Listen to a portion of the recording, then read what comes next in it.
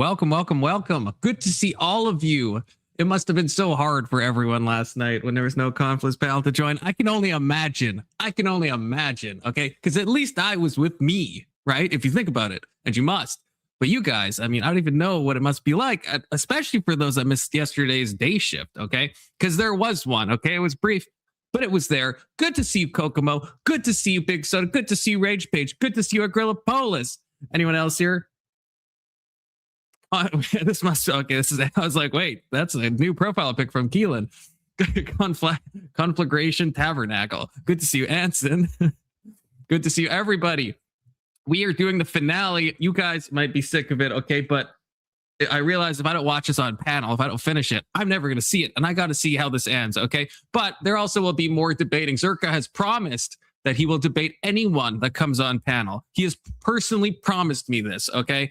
He has guaranteed it. So y'all should join. We're going to be going through it. But, if there's people here that want to fight, there will be fighting to be had, okay? As per usual, the link is pinned at the top of the chat and it's in the description. Holy shit, I said that right this time. That's crazy. That's crazy. Good to see you, K2. How's it going, brother? The old silent treatment. I see K2. Well, K2 is here with us in spirit, okay? Oh, he's here. His truck is here at least. I'm always here. Can you hear us, K2? Good to see you. Anson says, can you hear me? Searka is an idiot. I can hear you now. You cut out briefly, but you're Gucci now. Good to see you. Yeah. Big Soda. How are you, buddy? Pretty good. I didn't talk to my Big Soda yesterday. It was so sad. I know. So sad. I didn't get to talk to you either yesterday.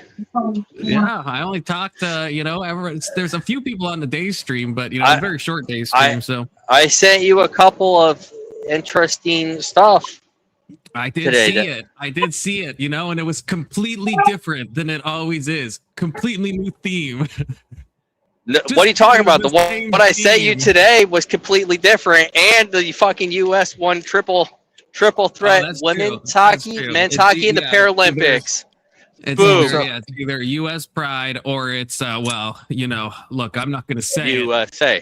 We fucking swept. We swept. Jewish doctor. I'm just kidding. USB. See you, Alex. USB. Hey, what's up? How's everyone doing today? We're doing good. You guys ready to fight about fascism? Okay. Look, I hope we're not. I hope we don't have fascism fatigue. Okay, because we got to finish this video. We have to. I brought this photo just for the occasion. I didn't even realize when you showed that photo what the photo was. I honestly I didn't even realize it. I think you did it when Jacob was here, if I'm not mistaken, which is a little untoward if you think about it. But it is what it is. It's okay. I can go to Ted Cruz because of what he said. Last week. Hold on. That would be better. Hold on. Oh yeah, what did Ted Cruz said? Yeah. Well, I said I thought there was context missing. Do you have the actual quote? Yeah, that was the actual quote. I know, but the context, because it was something about, what was it? I can't remember what it was. Something that sounded right. If you like say Christ is king, it's anti-Semitic. Oh, right. But that's okay. Hold on. Okay. You look it up. But but I'll explain. I'll steel man that. Okay. I'll steel man that. All right. You steel man that. Because, okay. So this ties in some ways to what Searka called, well, not Searka, but this is where I learned through from, a permission structure, if you will. Okay. So the thing is, right, these terms, right, there are legitimate things that become dog whistles. So on its own, Christ is king, of course, isn't anti-Semitic. But if you're going out of your way to, let's say, Polish government declared Jesus as king, is that anti-Semitic? No, but if I was to just go right now on like Ben Shapiro's Twitter and post just Christ is king on one of his, I'm probably meaning something anti-Semitic. Like, you know what I mean? Like it's the same thing with like, how can a number be anti-Semitic? But yet we know there are numbers like 14. I don't know if I can say it on YouTube, but you know what I mean? 14, 8, something. Not gonna say the last thing, right? That's just a number, right? It's a multiple. It has factorization to it. I mean, how can it be anti-Semitic? But things take on meanings, right? Is that like the less than 6 million number? Yeah, 14, the 200 and whatever. 1437, whatever that. That's the one I was saying. The 1480. No. The thing Comey wrote on a piece of sand or whatever. Right, like, what was it? Under the right circumstances, things can 40, sound 88, pretty bad. no. What's the kill thing? Something 45. No, was it 19? What's the, if you want to kill someone, or he was trying to say it's when you remove them. Oh, 86-47? Yes, 86, yeah. 86, 40. 1738. He didn't write that. He just found that on the beach. Yeah, he just found it. He just found it. Yeah. But do you guys see what I'm saying? So like, I don't know. So if it's just said on its own, if I just say, I'll say Christ is king, I'm not being, but if I go out of my way to go out in front of like a synagogue and I say Christ is king, right? That's kind of become. I don't know. Isn't that how it starts every time? Hold on. I think it's more like. It starts at. Look what happened to England. Go ahead, Alex. I'm sorry. So hold on. Imagine if there was like a place that got like attacked and a bunch of Jews died, and you sit out there chanting "Christ is King." And that might seem a little anti-Semitic, right? Even though you're using the same words, it's probably not a fair thing to say, expecting people not take it badly. Right. I mean, I get what you mean by it, but I think the problem that we run into is eventually enough people say it that they're like, oh, well, just the term itself is anti-Semitic. So even you just saying it means that you're anti-Semitic. Well, so you have two options. You can either accept that it's context driven and just correct people when they make it seem like something that it isn't, or you can try and deny it in whole, but then people will just start calling that a dog whistle, right? Because when you deny it in whole, the people who do want to be anti-Semitic, they'll start to use it in that way with you as cover, and then you're suddenly now kind of helping someone else cover up for their bullshit. Or they'll just say that, well, anybody that uses it is anti-Semitic, and your intentions, I guess, kind of lose meaning overall, because most people who say it, mean it in a certain degree. But I guess what I'm saying is, if you go the route of saying flat out, under no circumstances can you call this anti-Semitic, then people are going to use it for cover, and it's going to become an anti-Semitic trope.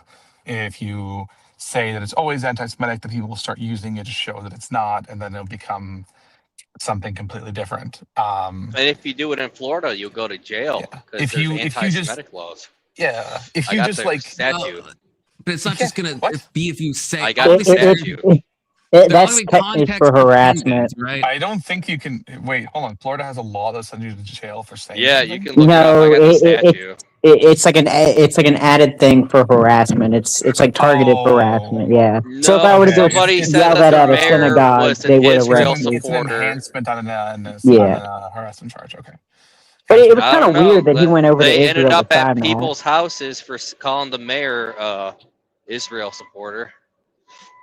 I feel like there's more to the story than that. Probably is. They said it on. They said it on Molotov. I feel like you're laying down a lot of stuff that just sounds really bad on its own, but I want to before this tweet or before this chat goes into the oblivion. Rage Page says, "What if we post on a Muslim Twitter the Christ is King? Is it still anti-Semitic?" Well, that's the thing. No, these things are context dependent. If I ask a mathematician what's 1400 plus 88, and he answers, that's not anti-Semitic. But if you just like say that in the context of of white supremacy or something, well, it is anti-Semitic, right? Like it just depends on the context. Like, so saying Christ is King isn't bad inherently, obviously, but this did become a thing. It's kind of like you see the same thing with like the OK hand sign, right? It's like that started as a meme on 4chan, right? To try to like trick normies in the media into thinking that it was like white power, and then the trick worked, but then it became a thing where all the white supremacists started doing that. So now if you see someone doing that, like they could just be memeing, or it actually could become a dog whistle. So it started as a fake dog whistle, became an actual dog whistle. Does that make sense? Like it's not always a dog whistle. So they tried to make it where it's a dog. It shows that it's a dog whistle, and then it becomes a dog whistle. That checks out. But it actually, well, they tried to make it to like let's make the media think it's a dog whistle, even though it's not. OK symbol, just like the OK symbol. That's what I'm talking about. Did you miss what I said? That's what I'm talking about. That's what I'm talking about. That's what maybe I'm I comparing misheard you. Oh, maybe I didn't say it. Maybe I just held it up to the camera. I'm not sure, but that's I don't what I'm believe in comparing dog it to. whistle. That's what I'm saying. It's like it started as you know, let's make the media think this is a dog whistle, but then now it's in a weird thing where a lot of white supremacists. I can find photos of like all the worst people, like Andrew Anglin and all the fucks, and they're like holding up the the okay sign because now it's become that. Because like that's how like language works and stuff, which is like It's kind of like the Jerusalem cross. What's the Jerusalem cross? Wait, that's what they give Hegseth. They say Hegseth is like a white. I guess a white. I don't know if I could say that. Oh yeah. And they say it's because he has the Jerusalem cross logo on his chest. And yes, K2 is backing up a trailer. He is doing that. No, I'm not backing up a trailer. That's the radar in front. Oh, I see. Let me know I'm getting too close, even though. Yeah, stop riding their ass, K2. I'm not. Good to see you. Good to see you, Grumple. But I will say we have to. I think we have to be. We can't be woke about this stuff, but we have to be sensible too. And I think we have to acknowledge that a bunch of people are going out of their way to find Jewish people and post Christ is King on their like profiles and they're doing it because that person is Jewish. They're not doing it to declare that Christ is King. They're doing it specifically to Jewish people. I don't know. It's not woke to say that it is like a. It's not. I'm not saying those words are. That would be like the woke part. So, but I think it's silly to deny that sometimes they're used. I personally think that by trying to go to either outright denying it fully or trying to say that it's a dog whistle, you're going to generate the other extreme. Because either way, it's going to create cover for people to use it.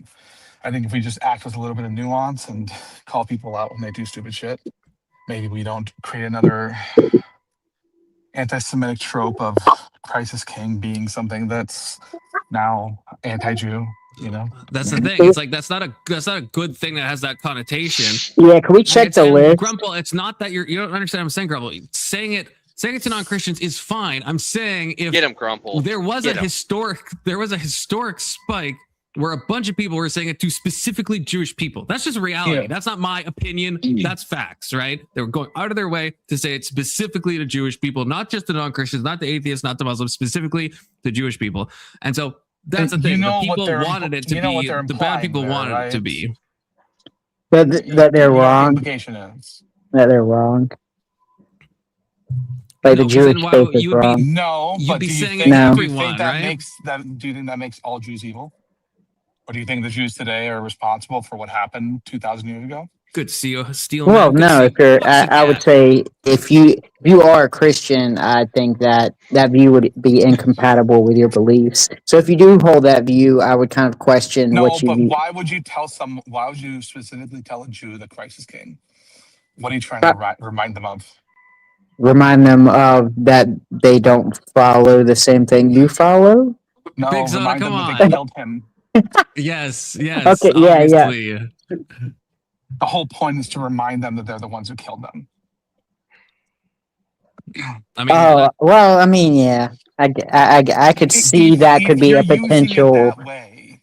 Like if it's part of a speech or something else, that's totally fine. But if you're just walking up to every Jew you see and screaming Christ is King in their face, I have a feeling that anyone should be able to say, yeah, that guy's being super anti-Semitic, right? It shouldn't really be a question. You're triggering the fuck out of I mean, I could definitely see how someone could be using it with that intent.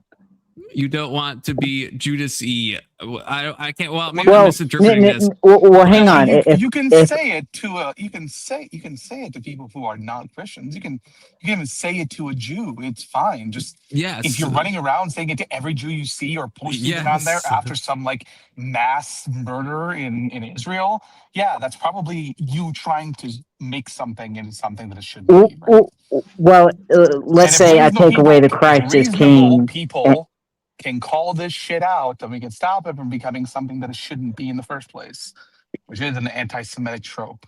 Rage Page, Okay, you can do this. well, here, it's a let free me- country. I'm just saying that it has become an anti-Semitic dog whistle. I'm not saying You can, can't go and Rage. say it. You I'm not. can. I'm just saying it's the same I'm as a just number. happy If you I'm can just saying, accept, I under certain derailed this if you can whole accept that a thing number before can we got become started. anti-Semitic, you should be under able to certain accept this. circumstances, I'm going to assume you're trying to be anti-Semitic, right? If I go around and say to Jewish people that the Jews killed Jesus Christ, is that technically anti-Semitic? They Kind look of, at if it you like that. specifically No, went it's up not. to Jews, It's not. if you It's not on its if every own. time you saw a Jew, Oh, Well, okay. Well, that what if I the do? Romans did it. What if I do that to It depends on Rome? your Like implication. any Italian person I've seen, what if I just went up and said, "Hey, you killed Jesus Christ"? Is that anti-Roman? yeah, well, it's anti-Italian. Yeah, You didn't if give Okay, everybody anti-Italian, props. yeah, not No, it's anti-Roman. not. Okay, killed okay. Jesus, No, it's not. you're But Jesus here's the thing. killers. They didn't kill him. Their people It from a doesn't- long time ago did. That's Their why it would be ancestors did. anti-Italian. If you go up to every But Italian person you see, stop. The why it's anti-Italian is because you're calling somebody who's a child of a child of a child of a child of a child 10, 30 times fucking down a killer of somebody who died 2,000 years ago. well, I agree. Right? I mean, What I else are you- agree. But The it's Now- not it's anti-Italian. Now, if African Americans do that to white people about Slavery? slavery, is that the same thing? Is that Yeah, I I anti-white? believe it If they would be call the same Okay. you thing. a slaver, yeah, that's the same Okay, thing. okay, Absolutely. okay. Well, I mean, Now, it's, Well, they if don't, it's they don't say the that. They call you a consistency, quacka. I kind They call you a of checks quacka. out. Hold 'cause on. you If they whip. say your ancestors were slavers, that may be a true statement. But They what if call I you what a if I said? slaver, But what if I went that's to obviously Jewish not. people and said your ancestors are the people that killed Jesus Christ? Is that That would wrong? just be a factual statement. I don't know why that would be wrong. Okay. I'm If writing you it down so I can get around okay, it. I would say if you went up to every white person and every white person you see and you say your ancestors were slavers, I would say that's anti-white. And Yeah, I I would don't- say the same with the Jewish thing. If it just came up and I was going to talk with a black guy and he's like, your ancestors were To be fair, slavers, there's I probably wouldn't think some he's like being places that didn't super, have slavery at some point or at any given time, right? Well, that's the thing. Saying it's also inaccurate. Like most white people in America's ancestors were not slavers, right? Like the vast majority of white people in Most America. countries had slaves at some point. No, Right, So but not in is the it? antebellum American. If a black person's what- saying it's a white person, they're meaning antebellum American that slavery. implication. I'm just not. saying- I'm drawing an implication that's meant to Sure, be drawn. like 6,000 Alex, years okay? ago, So- maybe they did have Confluence. slaves. Oh. Like, I know. Is it anti-Semitic for me to go since Larry Silverstein bought the U.S. Bank Tower in Los Angeles and purchased terrorist insurance on it that it's more likely to come down in the near Wait, future? Wait, say it again. You You didn't could hear say that? that if you want to, I guess. If you're trying to, I don't know. If Is you're this, trying to but is scare that people, or- anti-Semitic though? No. He bought the World Trade Centers and did the exact thing, and made. Oh, that guy. That's what that I mean, context if it Oh, has- is. that's a little sus. Well, I mean, if it happened once, are you saying before it happened or after? Yeah, he did that all before. Like how all long before? Not that long before the World Trade Center happened. Actually, The insurance plan. if you look was into raised- it, and was, then like, he really, raised the like, a couple insurance and then months or doubled it something, for yeah. each tower. Yeah, it was very close to 9/11, suspiciously close. That seems like someplace we should check, right? Talk to somebody over there, find out what. Well, you can't because that's anti-Semitic. Yeah, See, you Well, Rich, hold on. it's funny that Hold you're on. saying The only Absolutely. reason You're I saying say you're that, talking the only you're talking to reason the I said person that. tied Oh. specifically to this event. You're not going to interrogate every Jew you see about this person who did something. There's a difference The between only talk- reason why I You just said give it that 3 is months. because You give it 3 months, and that's going to end up on the anti-Semitic list. to talk to the only person who did. reason. Yep. The only reason why I Or said if you it because talk about the apparently 2008 he bought bank it. crisis. He bought it What's right that? after. He bought it right after Newscom said Iran's more likely to use kamikaze drones in LA attack. They're supposed to be like he's predicting Oh. like LA, yeah. And then Silverstein bought that. It's really weird. Well, that would make some sense, I guess. If you put the pieces together. Yeah, Well, that's what most things are, right? They're just a combination of events that And then you seems look at the unlikely past. at some point. To be fair, I'm pretty sure he bought it after the 1991 crisis Attempted or the bomb bombing. threat. Yeah. It wasn't. I think If Jays control the banks, government, Hollywood, I don't know about you. Sounds like a superior even right past the same. That's anti-Semitic, right? Jays. Yeah, is this anti-Semitic? Can you be anti-Semitic for Thank you praising for someone for $5, being Testy. too good? Yeah, you guys are are, so yes, you great. can. Because you're so good at this, like, controlling the media. conspiracy. You're trying to imply this like conspiracy and then get people to hate them for it. If I say on percentage they do the best out of any race, is that anti-Semitic? No, it'd just be a Financially fact. wise. No. Okay. If you're So, like, but it's like when But that if one. you say that it's because they're all working together to suppress everyone else, then yeah, that might be a little anti-Semitic, right? okay, Do you remember This that, is why- that this is why crazy like things are so black Hebrew context Israelite dependent. guy when he was like saying that white people are really good at enslaving people? It's like it's not really a compliment. I mean, like maybe we are the best at it, but I think he's trying to imply I something. don't think we are. Who started? I mean, who's better who than us? started enslaving people and selling them to begin with? Who did Middle it the best East. though? Who did it I the will be best? honest. Middle I mean, East. I think I mean, it Islam depends kind on of beat what us you mean now. best. Islam still does it. If you're talking Oh, about that's like true. the most people Yeah. that died underneath within it, you're talking about what's that? But they What's that castrate their country? slaves. No, what's that country that like they basically did slavery like America, but 10 times worse? No, chattel Canada? slavery is uniquely American. Yeah, Canada did it pretty bad. They still do It's it. not chattel slavery. It's just that no slave lived long enough to get out. Like none of them.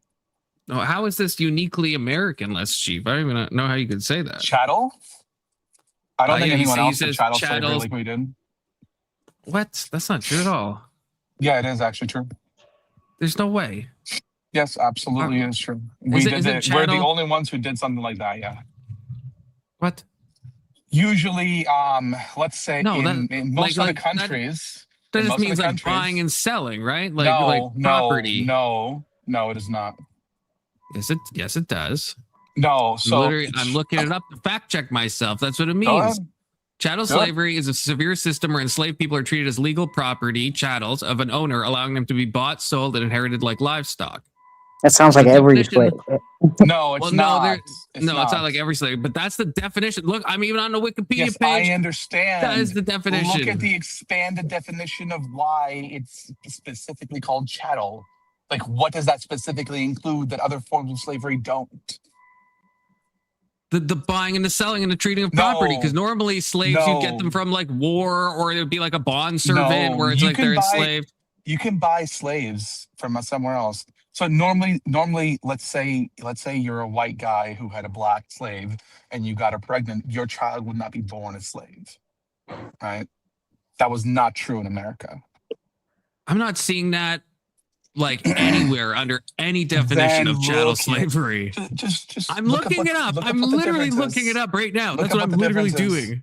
Look at what the difference is. am. All I right. I am. derail this so quickly. I take You did. Head on I'm the looking back. at. Look, you should look it up, Alex, because I'm not seeing it under any dictionary definition, under any Wikipedia thing. Look That up is what's not- the difference between chattel slavery I did. and I other did. forms. Are you doing What did I it? 'Cause say? I'm doing it. It gets worse. I think you better check yourself before you wreck yourself. It's not anywhere. So whether or not, I mean, maybe I the- keep getting the different thing different could be a definitions of separate- property. Like it just keeps telling me like that's the main theme through all the definitions is the property or object element. Hey, what's up? I Well, can't. I'm missing chats. I'm left Testy in the back. So, You hold did on. derail us. Good to see There is a Testy. specific extreme form of slavery where enslaved people are legally classified as chattel, movable personal property. They were are- livestock. Well, it's not just like the livestock thing, though. I'm Well, looking fair everywhere, enough. Grumple. Wait, I'll I- every I, one Often to traded look. with no rights and often for life. Other forms of slavery Yes. include debt, bondage, serfdom, and indentured servitude. It's almost which may like be I temporary said or have that. very Yeah, limited but that's rights. different. That's different, bro. That's what I said. I said No, it's dude. the difference between child slavery would be something like a bond servant, right? I literally said No, it's bond not- servant. it's not Holy like shit! that. I It's literally not a said, bond and Alex is like, no, because sometimes it can run out with time. That That's is what a bond different. servant is, where you're paying off a debt. Holy shit! Yeah, indentured servitude. Hey, I can't stick Yes. around. Yeah, duration. Chattel slavery is usually permanent and hereditary. And children of Yeah, enslaved yeah. women become the There you go. property of the Hereditary. owner. Yeah. Yes, it is the main thing. The That is chattel not part true of in child almost slavery. any other version of That's slavery. not the definition. I don't know true. where you're seeing that definition. The definition of chattel slavery is that the person becomes property and they can be bought and sold. That's the definition. If you have a different one, show me where you're getting that definition, because that's not the definition that anyone uses. I want to throw. I can't stick around, but I have a proposition. Something I thought about. I have. Whoa, hey, send that in the DMs, okay? No, I have. So I have Oh, a not version. that kind of proposition. It's Go kind ahead. of what you guys. I'm just gonna throw out the fodder, right? But I have an ethical version of slavery. All right, let me pitch this. I think the main issue with slavery, I think we'll all agree, is that it always targets like one specific group or like a nationality or a race or whatever. So I think we need to like make it more equitable. So what I propose is that at birth, it's a random lottery. It doesn't matter skin color. It doesn't matter about your income. We just decide, okay, slave, master, slave, master, slave. And that way it's just like equally distributed amongst like alternating or like a random number generator. Just like random number generator. So it's like you could be really wealthy, but your kid might be a slave. Complete RNG. Complete RNG slavery, and I think that breaks down these barriers that have held us back for so long. Luck is a form of birthright. So I'll leave you with that. You guys can mull it over. But I think it's an ethical approach, and I think it could work for society. But okay, bye. He just. I mean, does it work the other way? Can you be like born and like be? I guess, do you get born as a master or just as a slave? You can be born as master. Or are you just born as like slave or normal though? Or are you born as someone who will get the slaves? I assume it'd be slave or not normal. that slaves aren't normal. I don't mean to imply that. Slave or not slave. They're people just like us. Okay. Good to see you, young Christian. And I just found out Korea's got the longest unbroken chain of slavery. Wait, which Korea? North Korea? No. This would be before. Yeah. Oh, I don't think they were split under. I guess the Nobi system. They excel at everything they do. I love that. I love that. I take take one night off, not even a whole day, and everyone's trying to trigger me because even like where's Grumple? He's just making me mad again. Where'd he go? Where'd you go, Grumple? Oh yeah, did you not hear definitions are anti-Semitic? It's like I could talk to Grumple. I mean that checks out. I can explain it to him for 10 hours, and he'd still be like, "So what you're saying is a definition is anti-Semitic?" It's like, no, Grumple. Why did I just explain this for so long? Sometimes you just talk to people, and it just doesn't change. It just doesn't. Nothing's going in. Nothing's happening.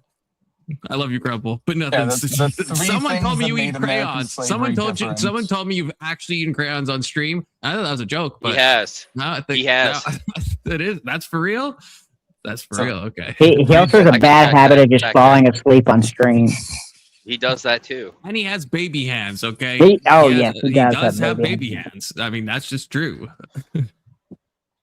That's why he's so good at playing the bass. Wait, what was that comment? Triggering me. There's only one China. His name is Taiwan. Based, red pilled. What was that last comment before Avery's? There's only one Korean. Oh no, the one before that one. That doesn't work for me. No, the one before that one. Wait, how far do I have to go back? This one. You pulled it up, and I missed it. What did it say? Do you know who it was from? Oh! Don't pull it up. It's anti-Semitic. Oh, is it the Grumple one? Is that no. It's not from Grumple. From that other guy. I don't even know which one. Oh, it's from Big Soda. I see. Okay. Everybody don't look. It's I don't want your string taken down. The Caribbean is what I was thinking of. If you think about it, definitions are kind of anti-Semitic. That's true. The Caribbean had like much worse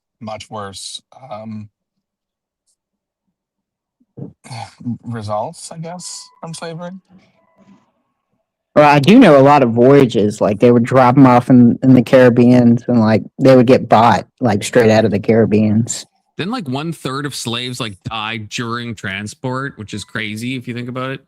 Yeah. I mean that kind of checks all out the because like you're auction on a houses were boat closed for on like certain holidays. I know, but too. wouldn't you want to like even from a financial point of view, like I mean, if you don't not feed them, you just see who lives I through mean the if you get them for voyage. free, but you're not. The Yeah. triangle trade, right? The whole point you of triangle traded trade is that beads. you're trading Yeah, trading that's materials nothing. for cash for Well, I think people. part of it I don't think they were giving wanted, cash. I think they were they were giving them seeing They're who fancy just was like giving sticks. strong the enough to beads. actually be worth A keeping, boomstick. right? They were trading Spice. I mean, Bibles. if it's that's kind of depressing to think about. Oh, it's Emmett. All the spices we Emmett, conquered, we gave them too. Yeah, we give them a little paprika. Yep. I have Yeah, 5 minutes. in the Caribbean, What's Have up? you guys seen most the slaves movie died within Paprika? 7 Emmett, to I feel 10 like you'd years like of Paprika. arriving. Have you seen Paprika? I've seen Paprika. Do you like it? Yeah. What, I think it's great. Have you guys seen it's a Paprika? movie, or I don't think It's like It's a movie. It's an anime movie, but it's like super good. It's like incredible. No, I don't think I've seen that. I knew Emmett had my back on that one. Okay. Yeah, it's a good movie. Very good Brandon movie. says triangles, teloids. Someone in my trench immediately. Yeah, I gotta stop mentioning 3-sided shapes on my panel. Okay, it'll just go. Well, I'm here because I heard we were being The anti-Semitic, cover and I looks was super like, weird. "Yay, my favorite part of the day." Oh yes. We were trying to judge what we can and can't say, or what they allow us to say. I should say. It's contextual. Okay, It's contextual. Oh, we you have you to be can you smart can enough say to anything. understand that. We have to. Well, You apparently it can't say depends it, if we're but- yelling at synagogues. You can say I mean, anything. We you just change. can. We just have to change the just- things for white and churches instead, and you can say whatever. Like Big Soda, you acknowledge. I know you're like having a. I'm trolling. I'm trolling. Yeah, because you can say like that if you're reading Huckleberry Finn, right? And if you say the N word, I'll be your some people say Huckleberry. that's bad. I But think like, most I feel people, like most that's people like are fine with it. you're just reading a book. But now if you say it to like to someone who's that level of melanin, I mean, it's gonna How's it seem a little possible- untoward. How's it possible that That's the bad anti-Semitic atheist has too? the worst takes about everything? What's that? Jesus Christ! Who does? Me? No, you're not. Well, I don't know. I don't know if you're an atheist or not. I have a feeling you are, but the bad atheist is not you. Who is? Yeah, you're a good Testy- atheist. Testy's the bad atheist, right? Oh, This gotcha, gotcha. guy, he's Makes the sense. bad atheist. Sure. Alex is just Schrodinger's atheist to Emmett. Not Schrödinger. No, Schrodinger's? wow, that word. Schrodinger's Hard. or Schrodinger's? Schrödingers. Call it Stroganers. Scrogenders. Stroganoffs. The Strogandimningers. Yeah. You Stromboli. The only time I like Stromboli pointing racist. out Emmett's accent, and is in a loving way, is when he says the name of the large-necked animal that eats Graph? trees. Yeah, You say mean it again. graph? Yeah, can we pull up the graph? That is actually exactly how my 4-year-old says it. He loves that. Confluence. I remember I Emmett have to. was saying this, and he's talking about a hypothetical in a box, and he's like, there was a thought experiment that Emmett was doing, and he's like, you don't know it's in a box, but could it be a graph? And the other guy was like it probably could be, and Emmett's like, how could it be a graph? No, Confluence. I was, You're so you're confused. mistaken Oh this. no! Yeah. It was the fuck other way that. around. He said, "What do I have in my hand?" And I said, "I don't know." And you said, "Is it a graph?" And I was like, "What the fuck is a graph? I don't know what the fuck a graph is." Wait, how? But if he said it, that doesn't make any sense. Because if I said giraffe, would you be confused? Or did he No, also have? he did said he have graph. the same accent as you? No, he That's doesn't. confusing to me. He's an American. He's 100% So he American. meant to say graph, and you thought he meant giraffe. No, he Or meant to was say it giraffe, confusion? but he was saying graph. But then you also said that just sounds too coincidental. I then. started saying graph after he said graph. This is the Wait, you correct say way it of saying it. intentionally? Yeah. Wait, can you? Yeah, I say say yeah, I say for giraffe. me? Just okay. Oh. No, that was normal. But I've seen you say it in ways that is confusing to everyone, including like for a long time, where it's like even I get was it. confused. I can. Do you want me to bring up the clip? That could have It's been the okay, start, guys. but then it's a crazy inside joke to carry along because it's led to a lot of confusion at different hypotheticals. Yeah. that I lasts know, for, but like, it's several minutes. it's actually the funny part is that That's the fun thing Yeah, about if you know, it. yeah, if you know the backstory. I mean, I do inside jokes all the time that only I understand, which it's probably not very funny to other people. But what is Grumple saying now? Is Grumple saying something that's going to trigger me? Probably. Well, I don't know actually. Also, good to see you, Abe. Look, Why do you only have 5 minutes, Emmett? boom me up. Whoa. You know, you're not engaged. No, with the point let's you're look trying at chaos. A what? Oh, this is with A Bob. draft, like How long ago I'll is give this? a counterexample. What's in my hand right now? I don't know. Right, you don't know. But do you know that it's not a giraffe? Well, see, You I see? heard giraffe. Oh, this is. I think I didn't did see this. What the fuck do you mean? Wait, He was said this- was this- giraffe. Wait, I was on this panel, wasn't I? Yeah, I was. Yeah, later on. No, yeah, this is where I first heard it from. Yeah, but He no, said I hear him giraffe. say, I'm hearing giraffe. Like I wasn't No. confused when he said Right, it. you don't know. But do you know that it's not a giraffe? The fuck are you Oh, talking Oh yeah, yeah, about? he did say giraffe. He said giraffe. Am I crazy, Alex? What do you hear? Emma, can you turn it up? I hear giraffe. I just hear it fast, but it's definitely like a hard J sound. It's not like a I don't know. G. It's a J. Right, you don't know. But do you know that it's not a giraffe? Yeah, I I hear swear hard he's J. saying Am I giraffe. crazy? Alex, It what do you says hear? giraffe. Like I'm almost hearing a D. Alex is muted now. Oh, what a middleman. He doesn't he doesn't want to say his religion. He doesn't want to take a clear stance on this crazy times. Play it again. Play it again. I gotta go have fun being anti. Who's the wait? We're at the I don't know. Also, that word should be on the block list. Damn it! Ever since me and Alex were trying to fix the stream when it wasn't working, now all the words are off the block list. Damn it! Okay, let's see. Right, you don't know. But do you know that it's not a giraffe? A what? A giraffe, like a The lion. only or word an I animal. know Do you that's on the block. You don't know what's in my list hand? Alex is coon on my fluence. side. Alex, I just think he's saying it fast. Yeah. He's saying like giraffe. Oh my Whereas I would god, say, you like, guys giraffe. you're fucktards. Okay, He's like you are putting the actually. emphasis on the first He syllable. literally says giraffes. He doesn't even use a G. Okay, He even uses a D. You He just uses said a giraffe. giraffes. You just said Yes, giraffes. I right started now. saying giraffes because this No, fucker you're says saying a different giraffes. wo- You're saying a different word. You're saying a different word. You're saying Yeah. drafts. But you're Can we before play you were it in saying half drafts. speed? Can we play it in half Before, speed? before I like, didn't use an graphs, RJ or but whatever. that's what I remember him saying. But now I realized that I was wrong. Confluence. It's drafts. Okay, Confluence. Alex. How come I can't put Drafts. confluence? Yeah, he's in kinda saying the super drafts. chats? You can put. Does it not work? You always Yeah. put confluence in super chat. No, I got to spell it different ways to try to trick it. It won't let me put confluence. Really? You know Did it's they, not a line, they right? block the word coom? But no, like, it's- but Testy could say grape like For without example, anything what's in my normally. hand right now?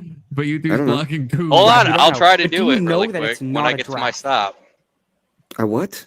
A giraffe, like a lion or an animal. Do you He doesn't say giraffes. You're full of shit. I You're can agree that absolutely he full of probably shield says- confluence. Fuck you. No, you were saying he was saying graph. I'm saying he definitely uses Yeah. a hard J.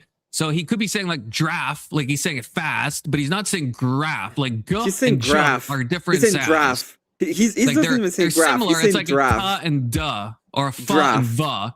Like A one is like draft. vocalized or whatever. I don't know. I can't remember how I hear a phonology fucking works. says graph. giraffe. He said Giraffe. It's the. Oh, he kinda it's sounds like he the has a retainer. soft G, or is it, I'm sorry, it's the hard G. That No, but I think he a kind hard of skips G over is the guh. I. I think you're both I need a made this hard mistake the D. other day. A hard G I think is guh and a soft He likes G that is hard D. ja. Emmett. And I think a hard J. I think both of I think Oh, them both need a I can't hard remember D. now. He He says confluence saying hard. it's hard J. True. He's saying giraffe, but he's kind of He's of like skimming slurring the it. I. Yeah. Mhm. But I think me and Emmett agree. He's not saying graph. He's not saying graph saying like graph, like no. graph He's saying paper. graph. No, he's And not. forever, never. You it's just always gonna admitted be he's graph. saying a hard J. Like Everything I giraffe. learned from him that the way to say graph is graph. Okay, so learn the animals confluence. Understand your fucking Has that guy language. ever come back? I feel like he. I don't know. I feel like he had just was one on too that many one Red Bulls panel and and it's probably in the cemetery right now. I Yeah, didn't have people. very good vibes off that guy. I really didn't. I'm not gonna lie to you. I mean, I'd have him on the panel, but I just didn't get good vibes. Bad vibes. I finished overall. my Terminators. I'm done with my Terminators. I don't know what that is. Is that some like 40K The shit. 40K. Hell yeah. They're awesome. What color scheme did you go with? Graphs are pretty cool. Oxycat. Fix that image. Giraffes are one of my faves. I can say giraffes. That's not the problem. I just say graphs because I think Now it's you're funny saying it to how make fun of freaking him. Bob says it. Now you're Fix saying that giraffe. image. Giraffes are one of my favorites. Giraffes, you mean? Giraffes? Did I say Giraffe. that? Yeah, I'm saying giraffes right now. You're such a gaslighter, bitch. Well, to be fair, I kind of hyped him up on how to. Yeah. This is K2's fault. Well, by the way, Searka is joining later for anyone interested, and he will fight with anyone. He has promised that. He's on his motorcycle right now, which Who's I gonna didn't fight know who? he owned. Oh damn, we need Kieran to come back. Who's- Yes. Searka is gonna fight anybody? Yes. Well, okay, Damn it. technically he didn't say that, but he is going to be on the panel reacting to his own video alongside. And technically I said that he's willing to fight anyone, but I'm Why sure would I he want is. to? Why would I That's want to false fight a advertisement. retard? We should all leave and go to Emmett's stream. No, because I'm a sometimes prophet, and Searka will actually fight anyone. Okay. Anyway, You can take that I'll to have the to. bank. I have to go. I got D&D, but I will be painting later on tonight. So if you want to see a Alright. chill painting stream, you can come. See you later, So Emma. it's Emmett. Later. Guys, I lost my Zins. Okay. Oh, I no bought- That's nicotine. probably for the I best. bought like a That's 5 probably pack, for. To be fair, and this one's like running heard- out. I heard nicotine boosts up your testosterone naturally. Boosts it or messes it up? Boost it. Oh, then I need to have more of it if you think about it. Get jacked, get swole. Yeah, well, I thought so too. I thought he was kind of scoot coded, but he said motorcycle, you know. Keelan drives a motorcycle. Is he motorcycle coded? I could see Keelan driving a motorcycle. With the yes. eyes? With the eyes, just the visor, and you see those hunter eyes coming at I you. see him with those cool helmets that don't cover like your face, but it's kind of like another type of helmet. And then with goggles. And then a bandana. Yeah, I can see that. I can see that. Is it not a? Well, we'll have to quiz Searka if he's calling it a motorcycle and it's actually a Vespa. That would be kind of funny, but I'm assuming it actually is. But Searka will be on here, okay? Because right now none of us think Trump is a fascist, so you know there's not really much of a fight to be had. Where are my Zins? Okay, I gotta find them. I mean, who am I kidding? Who am I kidding? As if I'm gonna, a little knock disappointed my that he Zins. isn't fascist enough. You can tell the nicotine urge is building up in Confluence. He's about to spaz out.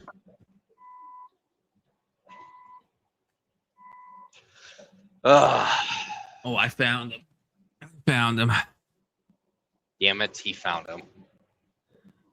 I'm boosting my T. I don't know. You might want to fact check that Confluence. I mean, I've heard alcohol lowers your T levels, so you know I'm probably balancing everything out if you think about it. Google that really quick. He's Google that, and good-mouthing. we'll get back on track. I don't think nicotine. I don't think nicotine. do a quick Alcohol Google does search. in If I large. could, I Oh, would. yeah, I'm doing it. I'm doing it, brother. I'm doing it. I just want to see if the person told me it was bullshit or not. I kind of take that with a grain of salt. It says research. This is AI. Okay, grain of salt. Research on nicotine and testosterone shows mixed results, but studies often find that nicotine and smoking have can slightly increase total T levels in men in the short term. However, this is likely due to the body compensating for stress or inhibited androgen metabolism rather than a healthy boost. Long-term nicotine use is generally linked to harmful reproductive effects, including lower sperm count and erectile dysfunction. Yeah, higher T, but lower So it sperm doesn't count. say anything about Zen nicotine. Got it. Yeah, I'm not sure A if it's. loophole. Oh no, here's one. Well, it says there's some research about. Well, this is on a site that sells nicotine pouches. Actually, that's kind of funny. Here, check That's this where I out. Let me trust share- my let me studies. share my screen. I This is one of trust the top all the results. studies from the. Look at tobacco. this. But this is Northerner. I recognize this site. This they sell nicotine pouches, and it's talking about how it increases your test levels. Yeah, I wouldn't necessarily think that's like the greatest. Oh wait, I didn't share my screen. Fuck. I mean, it's no different than There it Moderna advertising their studies. And this thing, see, they sell their top thing is Zins. I don't know. It might explain why everybody fixes you. It might explain why they try to get everybody to stop smoking, and why men back then had higher testosterone. Who was I arguing with that was saying they didn't think smoking caused cancer? Oh, that was so long ago. Who was that? Does anyone remember that? I don't remember that one. I remember your carcinogen conversation you had. Where I think you were saying nicotine doesn't cause carcinogen, or the nicotine itself. Yeah, nicotine alone isn't a carcinogen. At least that one I understand how people can get mistaken, but there was someone that was sincerely arguing that cigarettes don't cause cancer. And that one, I think if it was just tobacco and the nicotine without all the other chemical shit. Wait, that wasn't, for some reason I'm thinking maybe it was Tyler, but I don't think Tyler would argue that, would he? Now, is the sun carcinogenic? How does that work? How do you get skin cancer? Is that from carcinogens? It's from UV, and yeah, UV. Well, it damages your skin over time. I don't know if it makes sense to call UV light a carcinogen. Okay, it was Anson. Yeah, Anson's the retard. Yeah, Zins don't cause cancer. So at least Anson has revealed that he's that one, but I'm not sure who is saying. So we found the one retard. That car spun out. Don't know if we can find the second one though. So can you get cancer from not carcinogens? Well, you can get this is the thing that I think Anson tried to retreat to this when he realized how wrong he was. That in the same way with spicy foods or bleach and stuff, it's anything that can cause damage to your body, right, can in theory, if your body is trying to repair, has a non-zero chance of mutating in a way that can be cancerous. So I think Anson was well, if you stick the same nicotine in the same spot and you do it over and over again, it can cause maybe potential mouth irritation, which can, and it's that's the same. Then that's the same as spicy foods or anything that's acidic or salty or any of that. But that's not a carcinogen, That's just something that can cause irritation. With the sun, I don't know, because I don't know if UV light does damage the body enough to where it will cause skin cancer in the long term, And then in the short term, you look like a burnt piece of toast under the tanning light if you do it too much. Yeah, that's you've seen, K2, I think we've even talked about this, but you definitely have seen that photo of that trucker with that was always driving the one way. Do you know what I'm talking about? Have you ever seen this? What are you talking about? There's a photo it's a real photo of a trucker that accumulated damage, aging, because the main cause of aging is sun damage, right? So that's why they say the best way to anti-age is to put sunscreen on. That is proven, actually. That's why I drive at night. So this is a photo. I don't know if you could look down briefly, K2, but this is the difference of what the sun can do. I mean, also because this guy was a truck driver for 50 years or something. And this is a real thing. Oh, well, at least one side of my face will stay young and beautiful. Yeah. Compliments. It's a picture of you. That'll be my good. You just gotta approach them from the side, okay? That's right. Fine. This person looks like he's got a little Asian on the left side of his hat, on the left side of his face. Yeah, he became more white on one side. It's very strange. His eye, got droopier. Dude, I do in the summertime when the sun stays up longer. I do get tanned on one side, my one arm. Yeah, I mean it makes sense. It's but I guess over time the accumulation is pretty crazy. That's an incredible nose.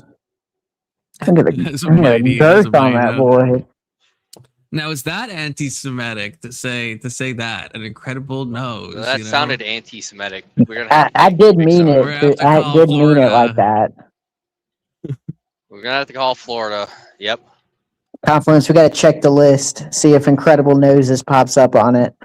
Yeah, the ADLs. See, that's the problem. This is why people like Rage Page don't take me seriously, even though I'm a very serious person. Because it's like they'll look at the stupid ADL, still all those. Well, okay, I'm not gonna say that, but Ooh, there's all gonna be a party up in Detroit. All the people at the ADL, right? They'll post like all this, that everything under the sun is like an anti-Semitic, and so people are just like, okay, well, shut apparently up, saying Israel shouldn't have nuclear weapons is also anti-Semitic. That checks out. See, and it does. That. I mean, okay, one part of me wants to say that's anti-Semitic, but in a real way, right? There are some things, that are in certain contexts. Dog whistles. Okay, that's the conclusion of that. Okay, when Searka gets here, he'll explain the permission structures, I'm sure. Okay, like saying they have a right to defend themselves, that can be anti-Semitic too. You have to be careful, K2. That's right. Yeah. All right, let's get the things. Let's put the train on the tracks. We had enough fun. Yeah, we've had too much fun has been had. Whoa, compliment. That could be anti-Semitic. You can't talk about trains anymore. Yeah. No, that's true. Yeah. Well, it could, depending on what you're talking about, but gotta be careful. Searka will be here in 20 minutes, so we can get a head start on him. Okay, learn all of his arguments ahead of time. Okay, beat him at his own game. So that's the problem with watering. The terminology is this very debate. You can claim something because of the watered down term doesn't mean it was actually true. That is why the original concept is important.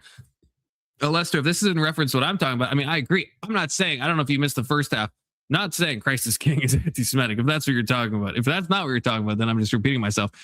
But yeah, I'm saying that these terms that are completely neutral, like numbers, right, can, in a given context, become something that someone is using with the intention of some type of, reference, right? That's just like, it's the same thing with Comey, right? That's under the Jews, right? The 8647 or whatever it was, right?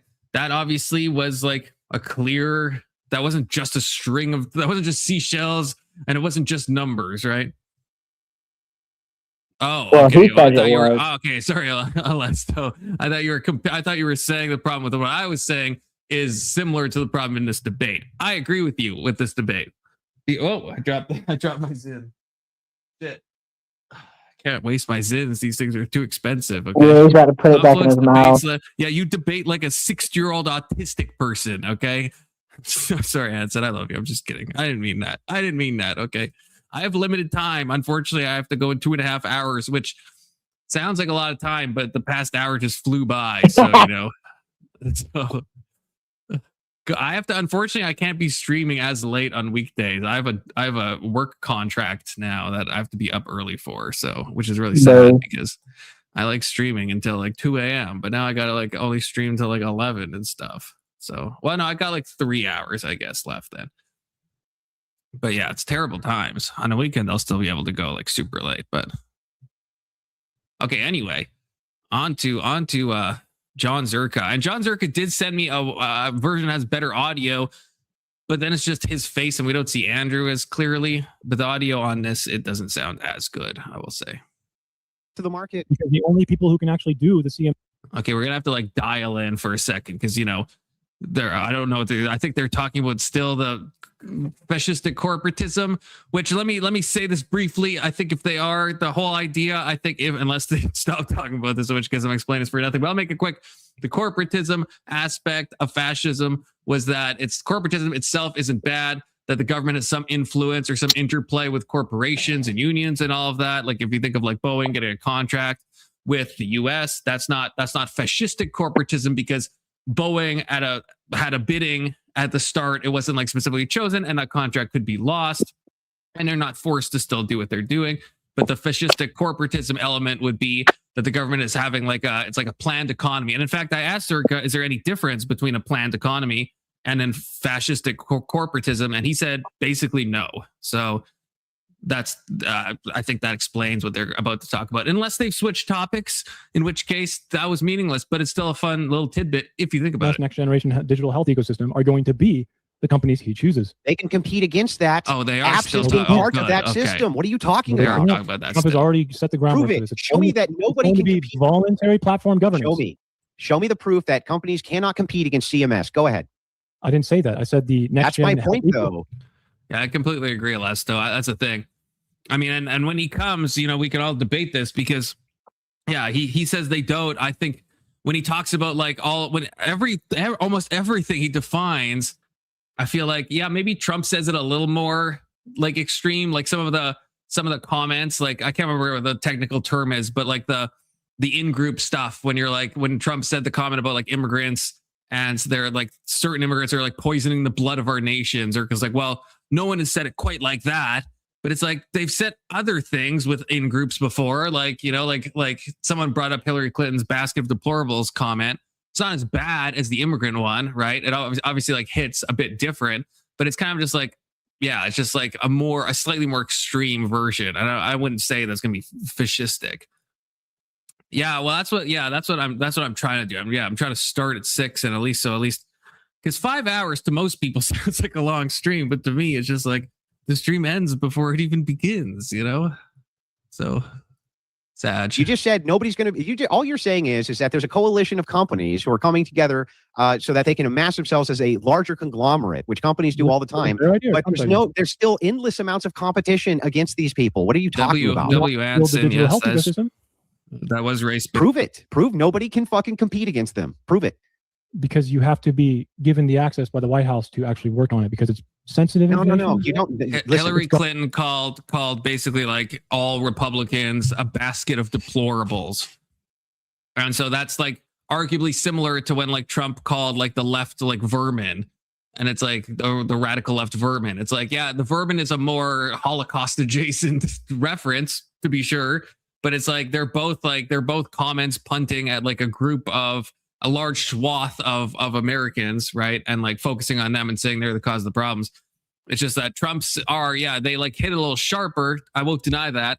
But yeah, that's what it seems like all of Searka's comments come down to. Like, make America great again, he says, is the palingenetic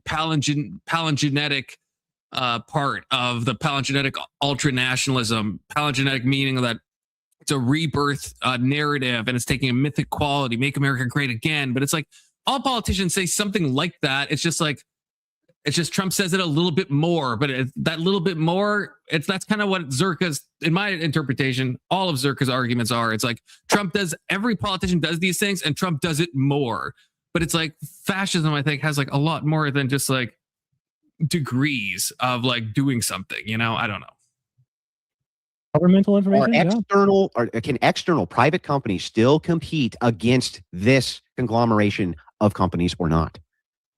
In other markets, not in this market. No, why not? Because we don't have one. You can't take genetic. It's funny because that's just a word that Griffin, the fascist scholar, just like made up. Like it's a neologism. It's like it wasn't but now it's like I've said that word like now the hundreds of times because of this freaking thing. Because it just is like that's the whole Searka's opening was the palingenetic ultranationalism to define the fascist minimum. But it's all like, it's just a technical term used by one fuck. We don't have one. We don't have online fucking pharmaceutical sales. What are you talking about? Yeah, more and loudly. Yeah, exactly. You have to have them recheck again, right? It takes a long time, right? Recheck for what? I don't even know what you're asking. There's no database that has all your fucking personal records that you can just literally grab from a private company, dude. Are you not aware of this? Well, okay, hang on a second. You're saying that I just want to make sure I got this right because you're jumping all over the place, but I'm pretty confident that I can go to the hospital tomorrow and they can pull my private record. Yeah, for all of my health. They have to literally ask for it. There's no literal database, dude. That's like branching by a private company. Okay. It takes a long time on purpose because it's private, sensitive information. What's stopping external companies from doing the same exact thing? I mean, it's private information that's like super sensitive. So HIPAA violations, do you know what those are? So then individuals would have to opt into this, right? No, they're in you're like not a allowed to smug do this off because right of now, safety, Searka security and reasons. Andrew. But Trump is actually just blowing past all that and making a little ecosystem himself, which is totally fucking crazy. Okay, and he's only allowing now I think I understand to join. Yeah. So the position is it's like the reverse Biden Goldilocks zone, Big Soda, if you think about it. Because old Biden is kind of wild and based now, like post-presidency Biden. So it's like young Biden was cool, and then presidential Biden was just lame as hell, and now he's getting cool again, So when we say young Biden, are we talking about the one talking about segregated buses? Well, yeah, kind of. Yeah. Okay. Yeah, Biden was cool. He put on a mask at a certain point, and now he's gotten so old that the mask is starting It's to just slip. stuck. And like the mask is forever stuck, and now he says it accidentally, but back in the day, he used to say it purposely. Yeah. He said it with his chest. That Trump is going to violate everybody's HIPAA rights and create a national database of people's personal information. It might. That's what you're saying? It was going to. It might. It seems to me like it's pretty. Okay, wait. I will say to Searka's credit. Well, not really credit, but this is at 1.25 speeds, so the laugh does sound slightly more Looney Tunes than it does at original speed. Although it is still a crazy laugh, but we are going slightly faster. You just so made the it whole is fucking adding thing up. to the Literally, you just cacophonous made it all sound. up. You just made it up on the spot. I'm sorry, you don't check his own website, even though you support him. Made So it that's not my up. problem. Is that what he's doing, or isn't it what he's doing? It's not, because you haven't even read it. You don't even know what I'm talking about. What are you talking about? So what are you talking about? I can link you the videos if you want, so you can see RFK Jr. and then talk about it and do like the weird, point at like Zuckerberg thing. But it's You literally just made all of that shit up. You made it all up. No, I didn't. I mean, you can say that. Yeah, you did. Okay, so then show me how Trump is blowing past HIPAA, blowing past government privacy, and collecting everybody's private data and giving it to private companies who join his syndicate. Show me. Sure. Go ahead. I got you. Yeah, I got you. It's going to be... Here you go. Centers for Medicaid and Medicare Services. White House tech leaders commit to create patient-centric healthcare ecosystem. Press release July 30th, 2025. Okay. Keep reading. You want to bring this up, or do you want me to do it? Keep reading. Yeah, bring it up. Let's read. That's a factual statement. That is a factual statement. I mean, this is not about the topic, I guess, but it seems to be if he central. If he is doing that, would you concede this is a modern form of corporatism? Wait. If you do think this is corporatism, would you concede that this is a modern form of corporatism? No. Why not? Because it sounds like it's just a bunch of private entities who okay, now Searka better get off his freaking motorcycle soon, because he told me that the corporatism is just like normal, and that like even Canada does corporatism, and all countries, well, not all, but most developed countries do corporatism. He said that isn't a problem, that it's fascistic corporatism. So why is he trying to argue that this is corporatism as if that's a bad thing? Because he said that corporatism is fine. He even drew it on a little whiteboard. Okay, go back. Well, not now, but you could, after I'm done streaming, go back and watch yesterday's day stream. He did a little whiteboard thing for me, explaining the difference between corporatism and fascistic corporatism. He said corporatism was Gucci. Those were his exact words. Okay. Willing to be contracted by the government to do a task.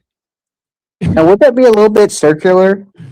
If you're kind of using an aspect of corporatism to define fascism, and then you use fascistic corporatism, like would that kind of or no? It sounds like it, but it actually isn't, because the fascistic part is just something you could replace that with like any word. It just basically just means, because it does change it, like it almost becomes a compound word. You're not saying like the type of corporatism that fascism does.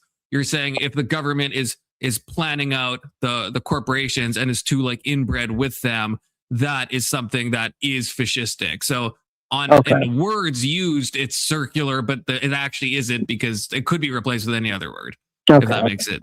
Yeah. It's just not a corporatism. Brandon said 6 words, what I said in like 50, but yeah, it might be redundant, but I don't think it's circular. Okay. Circular Aquarius trilemma big soda checkmate nerd. Yeah, see, I've been studying. And it's HIPAA violation. You can cope laugh as much as you want, but you just made up an entire fairy tale and presented it as though it was true. And now we find out that none of that's even true. These private companies just came together at this point in time and went, why do we spend so much time asking hospitals to just ask for records? How come no one's done this? Do you think that's actually what happened, Andrew? No, I think that 15 years of us literally doing it the slow way, and you're like, there's tons and tons. No, I didn't even say anything like that. I don't know what you're even talking about at this point. You just make shit up as you go. But yeah, let's go ahead and read it. You sent me a thing, I guess, to put into Google. So I'm guessing, is this it here? Let me move that. There's a YouTube video of it, yeah. Is this it here? For decades, bureaucrats and entrenched interests buried health data and blocked patients from taking control of their health. That ends today. We're tearing down digital walls, returning power to patients, and rebuilding a health system that serves the people. So during, let me make sure I scroll down some more, Speakeasy. Mm-hmm. We have the tools and information now available to empower patients to improve their outcomes for the healthcare experience. For too long, patients in this country have been burdened with healthcare systems that have not kept pace with the disruptive innovations that transform nearly every blah, blah, blah, blah, blah. Keep rolling down. The administration's effort is going to focus on two broad areas: promoting a CMS interoperability, maybe framework to easily and seamlessly share information between patients and providers. And the problem with this is what? What is our issue here? I mean, for one, the executive is doing this with. I mean, what does it say right below there? Do we see HIPAA enforcement interest or? If an individual receives another individual's electronic protected health information error, generally OCR's primary HIPAA enforcement interests are ensuring that the affected individual and HHS receive timely HIPAA breach notifications. And the problem with this is what? That is true, Keelan. What is the problem here? A bunch of companies have pledged, and the truth is that they can't guarantee that. So Trump is now creating a little. Hang on. They're actually not saying they're guaranteeing it. They're just saying. Why is the private market? Zerka's not from here. Okay. I just read it, dude. What it said was. What it said was this specifically because he probably wants to get rich. I don't fucking know, but the thing is, like, it's not fascism. What is Zerka? He's almost like half Serbian, I think. Alex, as a Yugoslavian, do you think he's got like some Yugo in him, some Yugo blood? What are your thoughts? I feel like there's some Eastern European angle going on with Zerka. Okay. Now, would I be wrong to say Austrian? I don't know. I mean, wait, no, maybe it's Greek almost. I feel like it's gotta be like maybe Mediterranean. Because he don't talk like he's got like the I guess the Baltic states or that far east of Europe. Okay.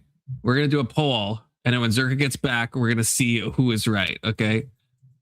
I'll spell his name right, not to confuse the chat. What is Zerka's ethnicity? Okay, so what's our main guesses? Greece, or would you say Greek? Yeah, I would say Greek, and then slash. How do you spell Mediterranean? Oh, okay. Mediterranean. Okay, I hope that's right. Otherwise, I'm gonna look like a dumb. And then we'd say like what? Ukraine / Russia, same thing. Yeah. Hopefully that's not offensive.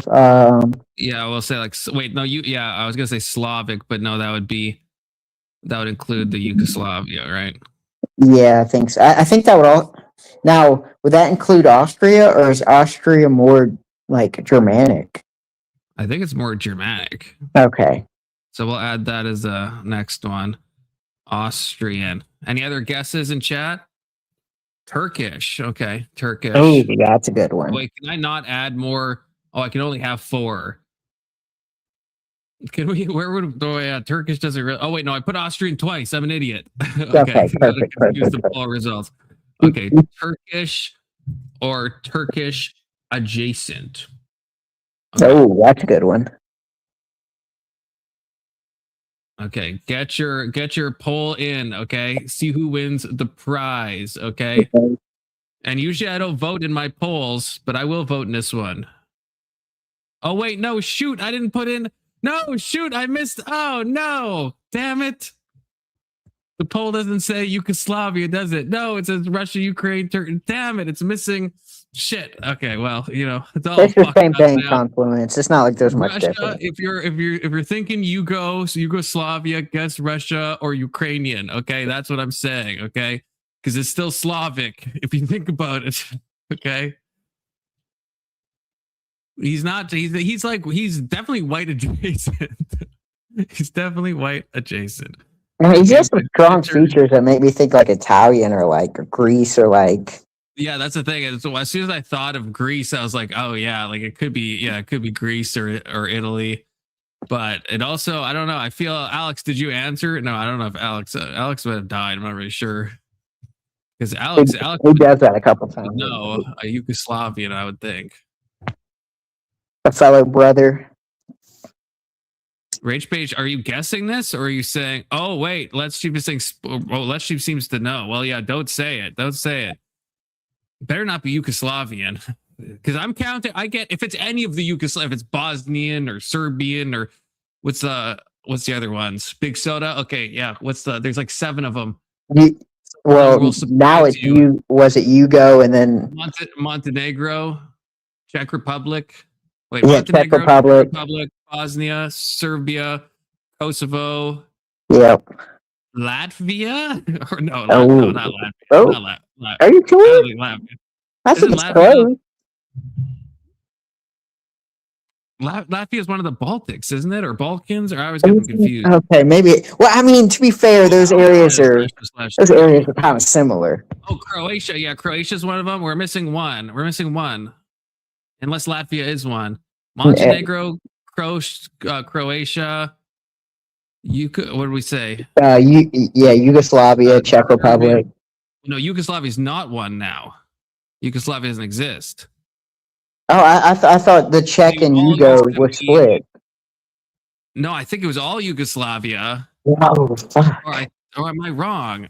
I thought Yugoslavia split into 7 parts. But I thought one of them kept a similar name. Yourself, if you think about it, this is like you're the lore master, okay? Yeah, you got to find a new lore master. Alex is like this is like your wheelhouse. Bosnia, Croatia, Serbia, Czech Republic, Kosovo, Montenegro. Isn't there one more? Fine, I'll just look it up. Okay, if no one in the chat, maybe there's only 6. It's kind of fucked up. They took the whole Yugoslavia and just were like, yeah, we'll do away with that and call it 7 different names. Oh, it's split into 6. I'm searching for a country that doesn't exist. I thought it was 7. Okay, we did name all of them. God damn it. Well, I mean, you named most of them. 6 countries. Okay, so yeah, if it's Bosnia. I don't know what that other. I hate that. It should just be Bosnia. What is Hertz vagina or whatever it is? That's a stupid name. I hate that. It's also a dumb thing in a country to have like an and in your country. An and? No, absolutely not. I won't allow it.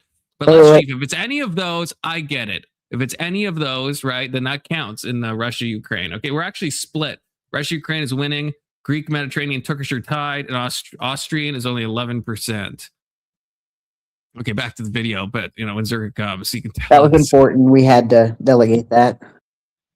Yeah, probably should. Yeah, Croatia, Greek, Russian, Middle Eastern. Yeah, that's probably, then someone is going to be right. Yeah, that's probably, but I feel like that basically Middle Eastern would be the Turkish or Turkish adjacent. I mean, you wouldn't be that far off. The Austrian is just kind of a wild card there. It's a very specific one. But let's see if says we're close. Well, there's no way he's like German or something, no. He might be Italian. He might actually be Italian because that would be like close, I guess, to the Greek, or he's from like Spain or something, maybe. The more you're saying it, the closer to the Mediterranean, I would probably say the better the guess. If we're talking more Western Europe. If he's Spain or Italy, I'm going to give that to the people who said Greeks and Mediterranean. I think that makes sense. Why? Oh yeah, this is. Searka. Oh, here we go. Okay, I think that your ethnicity is a former Yugoslavian country. Big Soda thought Austria, so it went to a poll. Okay, and I forgot to put Yugoslavia on there, so that gets lumped in with Russia, Ukraine. Okay, because I forgot to put that option on there. So what are you, Searka? Also join the panel. Danish? What? Really? I wouldn't have guessed that high north. I would have never guessed that. Yeah, I would have never guessed that. I would have never guessed that in a million years. Yeah, I call bullshit. I want to see 23andMe. I want to see 23andMe. Brother's like 80% freaking, I don't know, Serbian, I think. Okay. There's no way. Yeah, he's not pastry coated. I don't know. It's just something about the physiognomy. It's just kind of like Eastern European. I guess it's just a facial structure. Like you have a very prominent facial structure. It's like well defined. So it's kind of like I would have guessed, if I had a real guess, probably Greek or Italian. Yeah, the Mediterranean. Once I said it, I was like, yeah, like look at him. He's like, yeah. What's the matter? Like he's very here. Yeah. So I don't know, Searka. I don't know. Is Searka I always said Denmarkian, that's not a word. A Danish name? Is your name actually Searka? I thought that was just like a username. Maybe his actual name's It's also strange because Searka calls himself like Searka. Okay, first of all, so much worse pronunciation than Searka. But then in like on Discord, there's no R. It's just Searka. So it's like, can it be called both or? Oh no, it's my league. And I don't even know what that means. See, and then yeah, here you're saying Searka. So what's the why is there an R sometimes? I don't know. Maybe the R stands for like revolution. Well, yeah, John Searka is a madman. I mean, just look at him. Just look at him. Look at those eyes. I mean, we're seeing him on screen right now. The one and only John Searka. Oh, League of Legends. You would play League of Legends. You would. Oh, you're probably so toxic. You're probably so toxic. Oh, that explains so much. That explains so much, Searka. That explains everything. That's your real ethnicity, okay? That is your real ethnicity. Holy shit. A semi-pro league player. Oh my God. Holy shit. That's crazy. That's wild. It reminds me of the Will Smith movie, Semi-Pro. Or not Will Smith, Will Ferrell. Mixing my wills up. Hey, Searka, I believe you. I fully believe you. I fully believe you, okay? Probably you're doing well. Yeah, I don't know. It's just I think I don't know if the game itself is toxic or it's just that it has a toxic enough people that play it that if a normie plays it, then they just are like, why would I play a game with all these shitheads? And they just like stop, you know. But to be fair, if it turns this many people toxic, it's got to be the game. You would think so. It's like over time, the game built this culture. Yeah. Because didn't Destiny used to be a League player? Yeah, he did. Yeah, he did. I mean, like he was originally a StarCraft 2 player, but he played a lot of League. And I mean, is anyone shocked? Right? No. Yeah, I've never heard someone say like I played League. Like, can you imagine if Keelan was like I played League of Legends? Like it's like I guarantee you that Keelan does not play League of Legends. Right? It's impossible. It's just absolutely impossible. There's like a certain type of people that I don't know what it is. It's crazy. That is true. Technically, that is technically true. Professional, means, but then that means, but that's also weird because then I could say I'm a professional writer, and doesn't that sounds a little like who I'm a professional writer, but I get paid to write. But you know what I mean? So I feel like professional is like two different meanings. Yeah, if I'm pulling 13 cents on royalties, am I a professional writer? No, but even if you're making like good money, but your writing is like when I hear professional writer, I would think you're like Stephen King or something, or that dumb bitch that wrote Twilight. You're like an author. You're not just like doing marketing copy. Oh, okay. I guess technically, but it just feels I don't know. It feels it would be weird to because professional has that meaning as well. I don't know. Yeah, but then what's the semi doing? Because it's like if professional section is right. Professional technically, I think means you're doing it to make money. That's your profession. So semi-professional would mean you're making some amount of money. If you're making no money, then it's like an a professional. If you think like about a non-pro. Yeah, well, actually, Brandon's right. I am a professional. Yes, technically. Right? I'm technically a professional political and cultural analyst. Technically. I would define it a professional lolcow, but I guess semantics. Each their own. Yeah. Potato. Searka, join the panel. You said you'd fight everyone. Okay. That's what you promised me. Yeah, that I was thinking that. Let's do real talk. Well, obviously, my whole resume is filled with nonsense, so I might as well throw political analyst on there. Okay, professional political analyst. Yeah, I fucking made it. A drama enthusiast, you proud, Mom. His Taiwanese family is very proud of him. First, you're riding a motorcycle in quotes because everyone in the chat thought it's a scooter. Okay, then now you're eating. Okay, get lost. Okay. Confluence took psychology and found it too woo-woo, so he took theology instead. That boy ain't right, okay? Separate degrees, separate degrees, to be fair to Sticker Johnson. Okay, and hey, do you think I won't do woo woo? If there was like a degree in esoterica, I would have freaking taken that. Okay, don't threaten me with a good time. Back to the video. Searka, eat fast. Okay, come on. What this is there's people that want to fight you. Okay, who came together over an idea, and it Yeah, looks we like see your jaw. We know you able to came fast. instantly trade patient information in a much quicker way without violating HIPAA. Specifically said, we do not want HIPAA breaches, and we want to have added notifications if there are HIPAA breaches. So everything you earlier said was a completely made up fucking fairy tale that you just pulled out of your ass. It's not. I mean, I think you just haven't read it properly. Oh, okay. It's just it's the problem is the interpreter. I mean, we just read the same fucking thing, but okay. I guess. It kind of was there. I mean, why is Trump doing this? How is that corporatism again? Why is the government itself through an agency, not just Trump directly, by the way, okay? Because usually it's done through like an agency that can have people who are experts handle this. Yeah, can we start with that? Yeah, because at least theology is internally consistent, okay? Even if you think it's nonsense, right?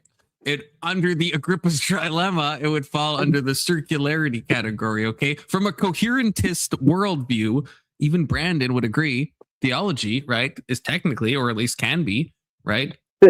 So what's this gorilla's dilemma? What's what? What's this gorilla's dilemma? The gorilla dilemma? With Agrippa's dilemma. Agrippa's trilemma? Or trilemma. I don't know how many lemmas it has in it. Wait, are you asking this, or didn't we go over this like a million times, or? Because I will answer you, but I don't want you. If you're trolling, I don't want to give like a 2-minute explanation. just give me like a 60-second definition, just so I'm at least caught up. It's the same as Munchausen's trilemma, okay? But erudite calls it Agrippa's trilemma, and apparently other people do too. And it's saying that every belief eventually will, or every proposition will eventually, if you interrogate it enough, or if you go back enough, don't pick my words apart, Brandon, it will eventually lead to either something that's axiomatic, it will lead to circular reasoning, or it will lead to an infinite regress. And all three of those things, that doesn't mean it's false, it doesn't mean it's wrong, but it just means that eventually everything, you will find a foundation that is either just axiomatic, you can't go deeper, because definitionally, if you could go deeper, it's not an axiom, or it will circle in on itself, or it will become, just like an endlessly justifying, chain of like an infinite regress. And none of those three things are fallacious. That's the important part. It's not saying if something is circular, it's fake. It's that from a coherentist point of view, which is like a philosophical position. It's actually what Andrew says. I thought Andrew would be the axiomatic type, but he's not. He's clarified that he is a coherentist.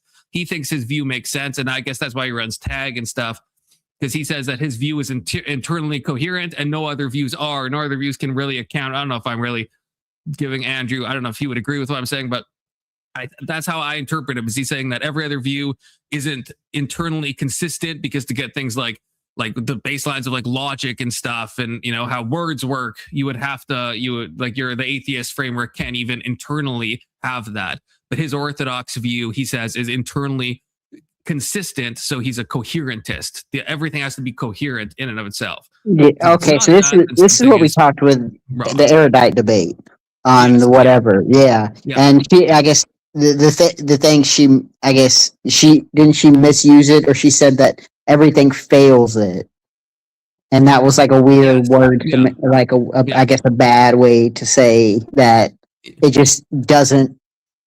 I guess was it? She said that it fails it, and it's not that she was wrong, but she framed it in a certain way that you wouldn't really frame it. Yeah, she kept saying that like every argument will fail on one of these three things, and Brandon was up here and he was saying the same thing, that like that doesn't make sense to say fail, because it's not a failure for something to be axiomatic. It doesn't mean it's wrong. It doesn't mean it's wrong if it's circular. It doesn't mean it's now a circular argument is like that's a fallacious form of reasoning. But in the way that the trilemmas talk about the foundations of a belief, it's not fallacious for a proposition to fall in either of those three horns of the trilemma. Okay. And so both her and wait, who is she debating? Andrew. That was Andrew. Okay, I thought it was Jay Dyer, but I'm thinking, that was the Jay Dyer. No, it was Andrew. Yeah. Yeah, both of them were saying weird stuff about the trilemma that didn't really seem to match up. So it was a very frustrating conversation. Yeah. Okay. But yeah, I think I understand that. Oh, this is just Trump directly doing this without any other government involvement whatsoever. Can we start with that? It's done at the top level and not done through the agency and through the people who know what they're doing. Yeah. What, I don't understand. I've seen what it looks like. We have a next system in to place that is testing, predominantly okay? private, but it's kind of like a contract. It's thing, on right? one You know of how my agencies can streams. kind of secure contracts and they're secure and they know that. It's slow. You mean like this agency is? No, the one that we use right now. It's slow and it's. Oh my gosh, really, Brandon?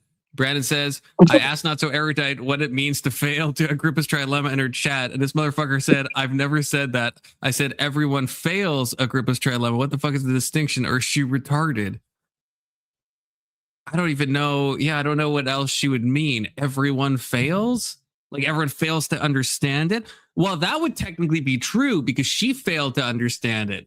So maybe she's saying everyone fails to understand it. It's an axiom to fail to understand it. Yeah. I can't remember what the axiomatic one is even called.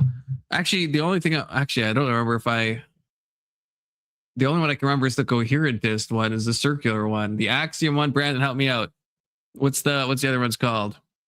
If you think it's an infinite regress, you're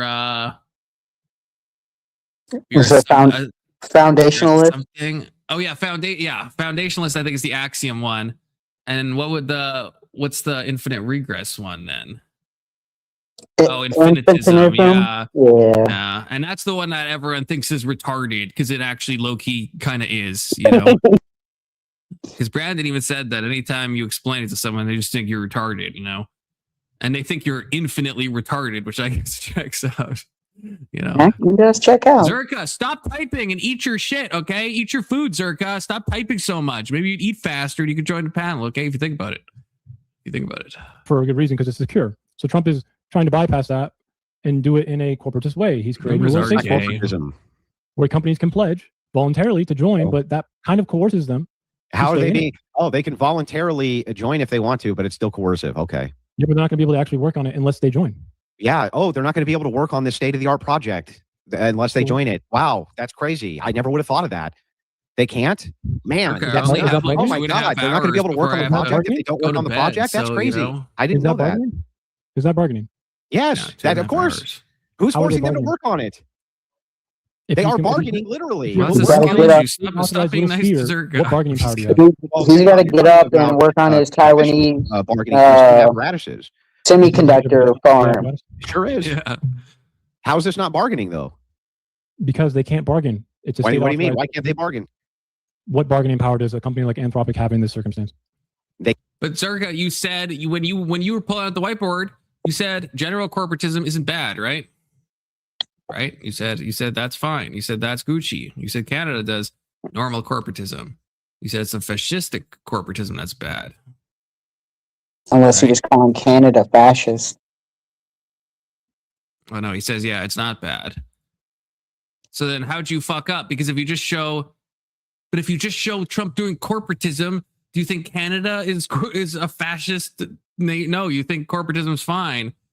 So wouldn't you would have to show that Trump is doing fascistic corporatism, wouldn't you? Otherwise, you're just like showing that Trump does what like every other country does. Trump is corrupt. Very high IQ take from. This is like a Zill level take. Sorry, Zill, if you're watching. What compliments? We got to punch the fascist. And send them all to an island. Yeah, we'll figure out that part later. But then if it doesn't qualify as fascistic corporatism, then what's the point of talking about it? What's the point of showing Trump's corporatism if you think corporatism is fine and every normal country does it? Then why even like talk about it? Yeah, this does sound like watering down a terminology because you would have to show what would be the point of just showing that Trump does corporatism if you think Canada does corporatism and Australia, that it's like, well, that's not the problem. You would have to show, I know he's doing because you guys are talking about the Gentile or whatever. Yeah, I don't know. You guys are lost in the sauce in this part. Okay, from my low educated understanding on this topic. I think you guys are lost in a sauce on this whole corporatism art. Okay, so they can do a bunch of different things. They can not work on the project. I'm trying to bait work on the project. They can go on the hell sooner. Okay. Why do they need to though? I And don't get it. Why is there some necessity that these companies need to work on this project? I don't get it. Because capitalism is about competition in a free market way, right?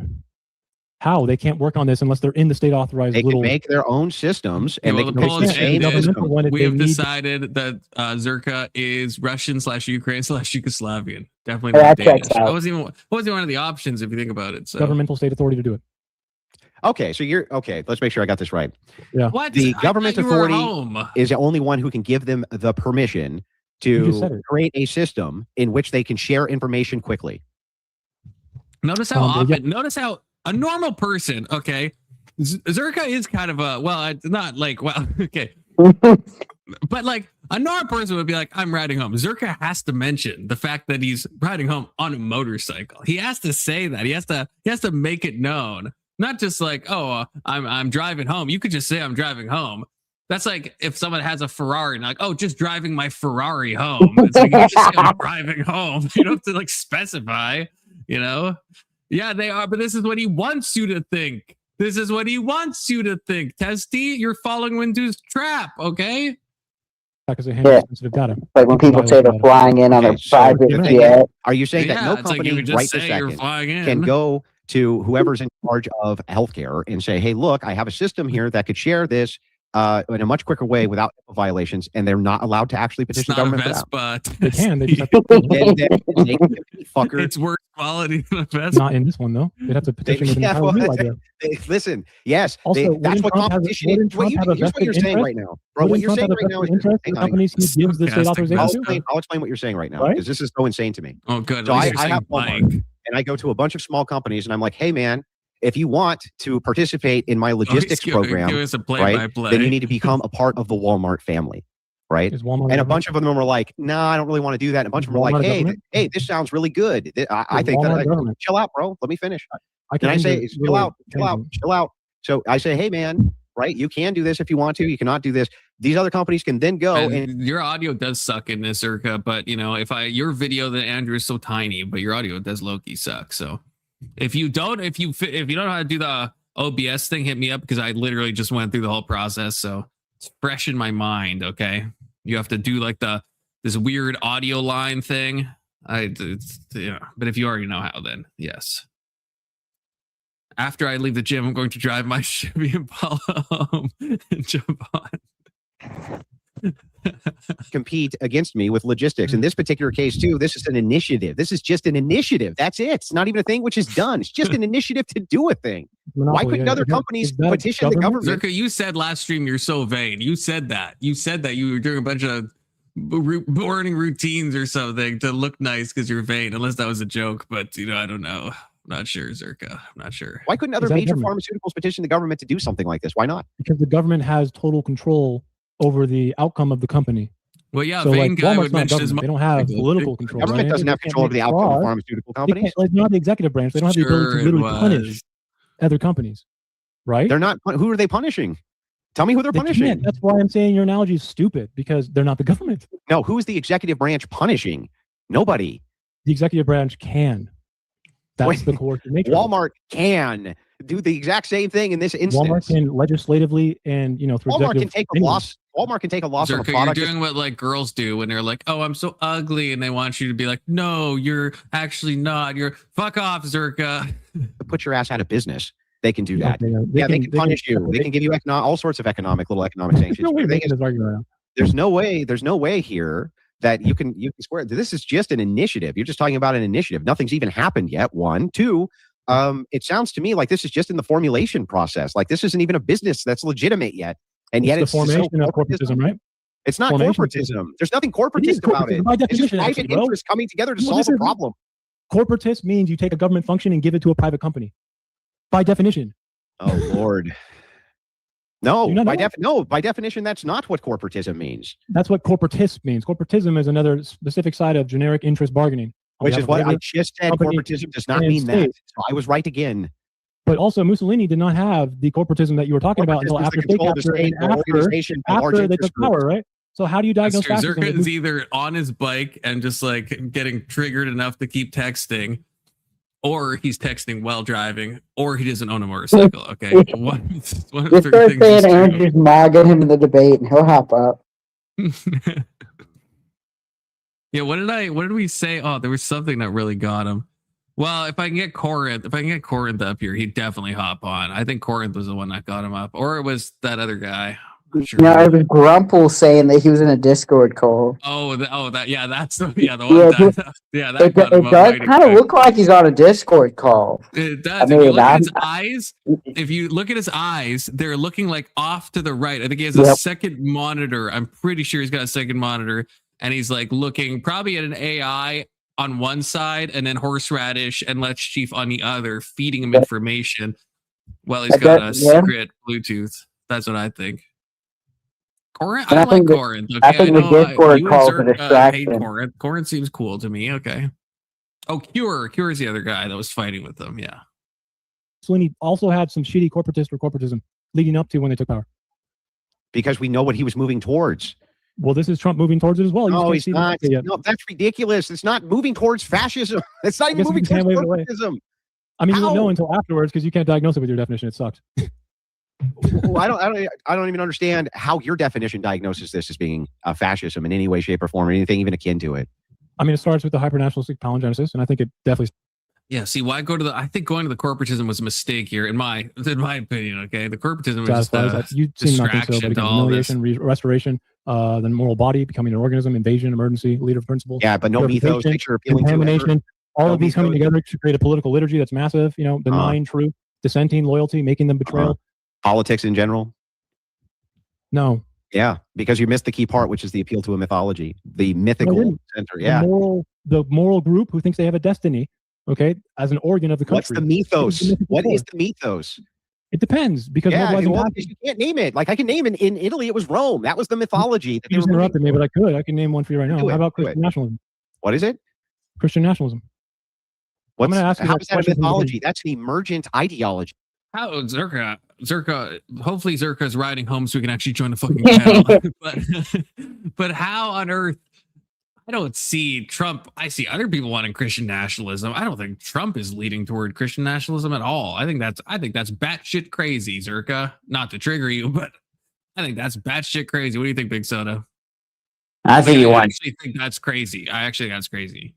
I mean, it's just what's tough with Trump is he hasn't quite bitten the bullet on. He's referenced God in some ways to do something, but he's never been hyper specific to like say, you know, I want Christian ideals, or I want a Christian nation, or I want Christian laws. Like Obama mentioned God probably almost as much as Trump did. Yeah, he doesn't more, right? Like that's why. Like, yeah, that's the thing. Like, Trump couldn't name a Bible verse. Remember that? He was like, "Yeah, remember the one about Peter and I think it was Paul, and they were trading or whatever." Yeah, that's probably Trump's biggest flaw. He's not for the Christian nation or Christian ideals. Yeah, that's the thing. So I don't know. I honestly don't know how Searka thinks that.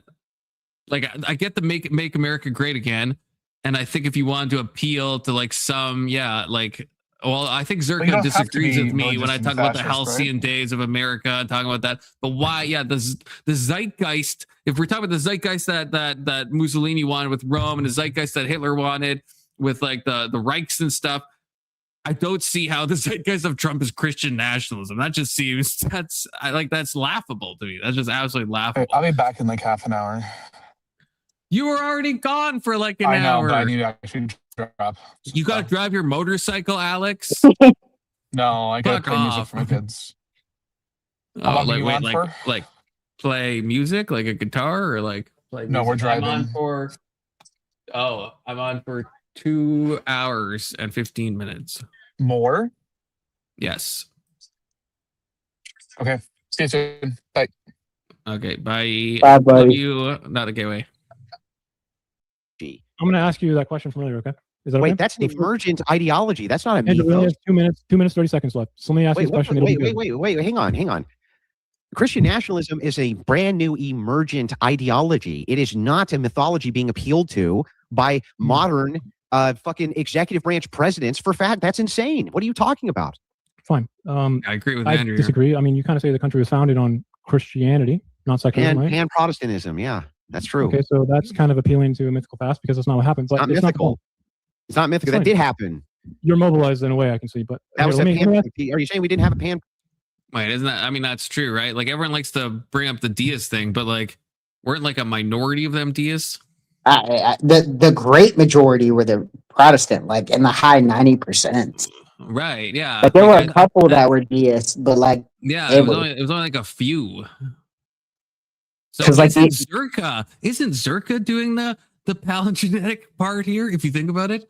Because he's trying to make it seem like it was all just like a bunch of secularists and deists and stuff, but it's not. So he's been captured. If you think about it, the epistemic capture, Searka, is coming from within the house. Oh, there's a fighting word confluence. Almost enough to make a bro panel up. If you think about it. Oh yeah.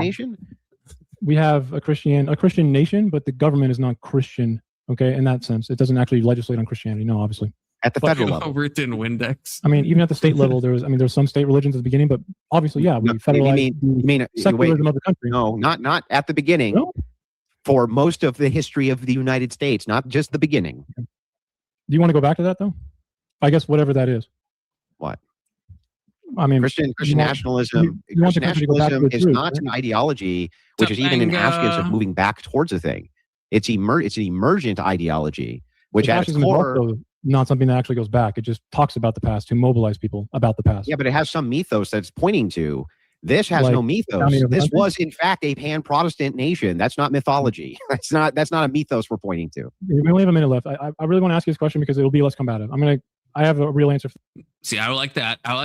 See, Andrew does know this, and Searka's like, oh, we only have a minute left. Which like, maybe it's true. They only have a minute left, but it just seems like Searka kind of got, a little destroyed here. Okay. I'm going to say this while Searka's driving his motorcycle. Okay. Well, if he's listening, I don't want to cause an accident necessarily, but I will take the time to say that, yeah, it seems like Searka's kind of running at this point. Okay. Which, hey, from a debate standpoint, Searka, when I was watching with him yesterday, he was saying that, yeah, he was open about, yeah, this was a misstep. I shouldn't have said this. So maybe he would agree that he shouldn't have gone down this path. Maybe he would agree because he was honest about his missteps otherwise. So, well, to be fair, in the entire the portions that I watched, this one seemed like the biggest that I would say Andrew got him in the whole debate. This one seems like very obvious, or at least to me, because it kind of seems like he don't really have a specific, I guess, a defense for it.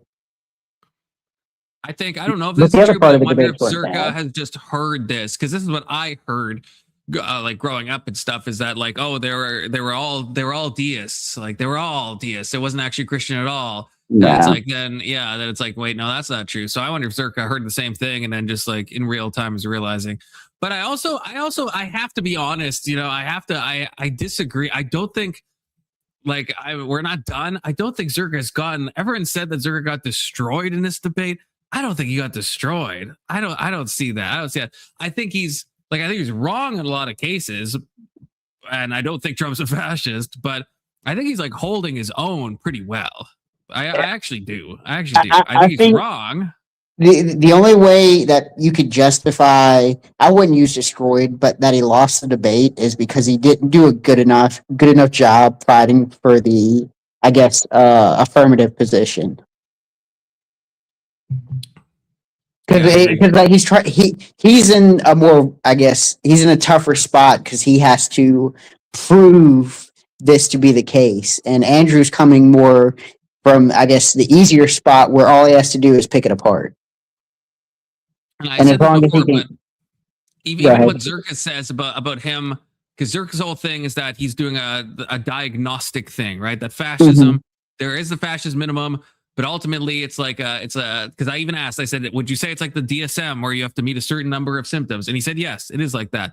You meet a certain number of symptoms, it becomes a syndrome, but you have to have the fascist minimum, and all this stuff is like icing on the cake, and I feel like so he's going through this debate as a diagnostic tool of what almost like a percent likelihood that Trump is a fascist or will become fascistic. And that's like, so I said this from when I was watching like an hour in. I think he got prompt cucked. I think the prompt, like he shouldn't have accepted this prompt. Like, because Trump is a fascist. It's like, well, yeah, you're not gonna be able to show that. But even Searka, when he's saying, he's like, well, I'm just trying to diagnose it. But then that's not, how are you going to win an argument if the prompt is Trump is a fascist? Like, it's not like, is Trump more likely to be fascistic, right? It's Trump is a fascist. How are you ever going to say that if your whole point is it has to be diagnostic and it has to happen ahead of time and there's no way to know it happened until after the fact? It's like, well, that's a really, I don't know how you would really argue that then. Yeah.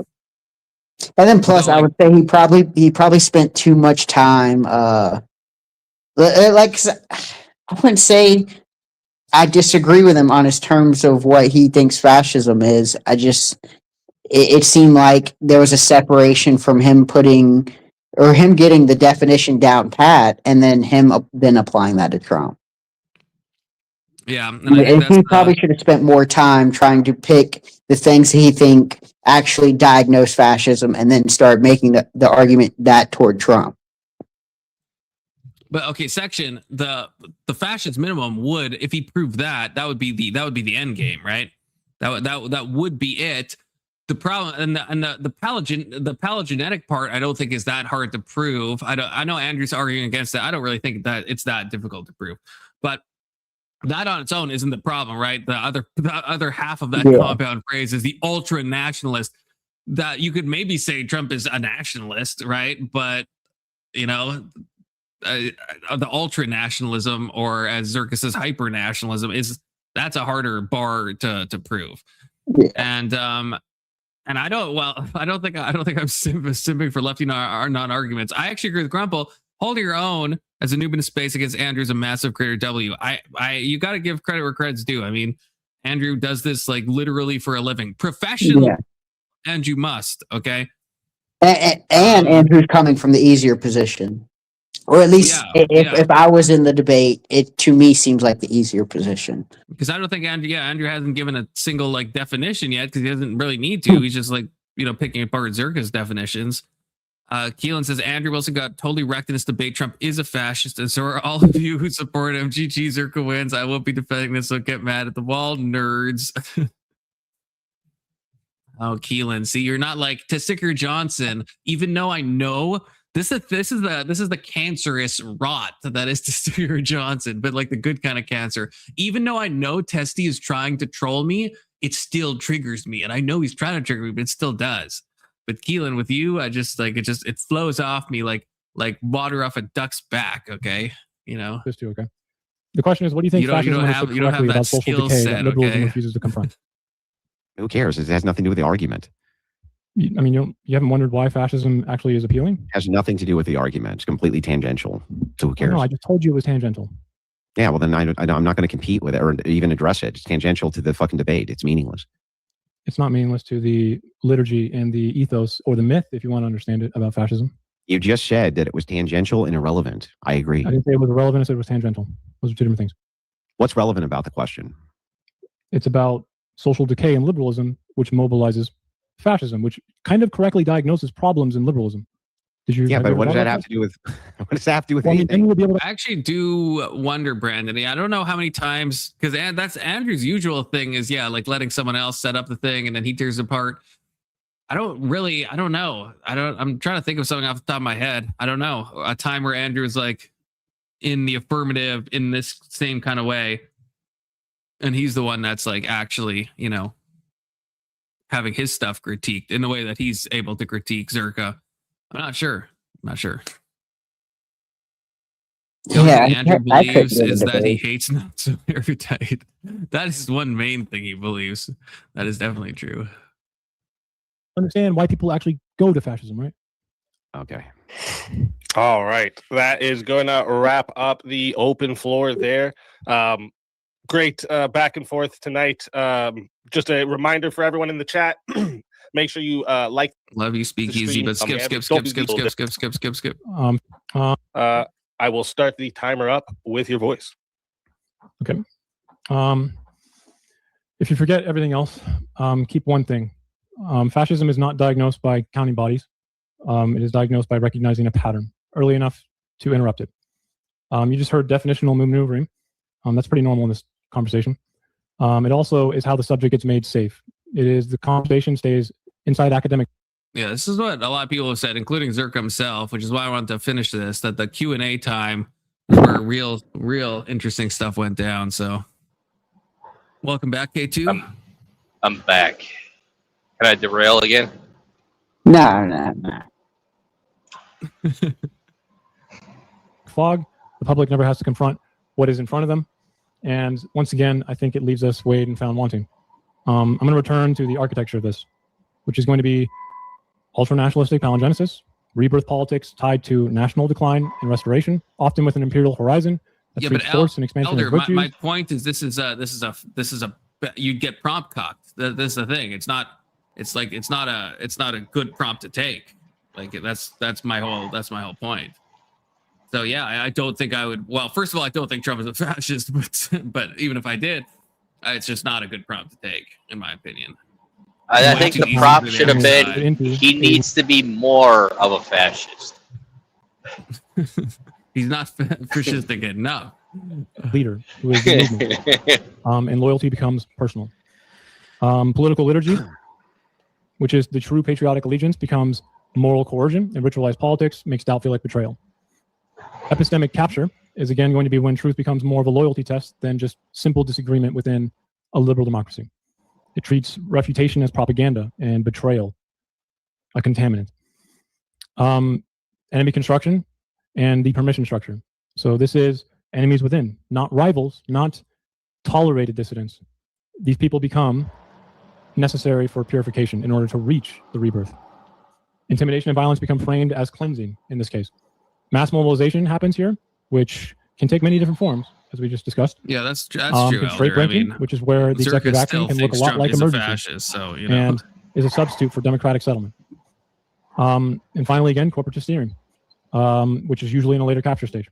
This includes things like pressure on private enterprise and institutions to align with the political power through state levers that reward alignment and punish resistance.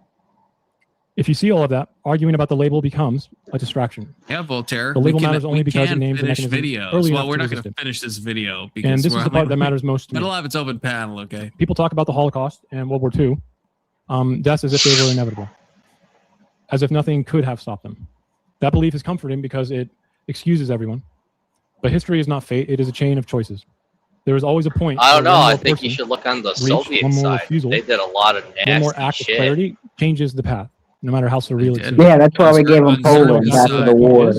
That is why the time to act is before it becomes obvious. Well, even during the war, in the woods. I'm not sure if I say the woods name, it would be TOS. But they would also dress up as I don't even know what woods you're talking special officers.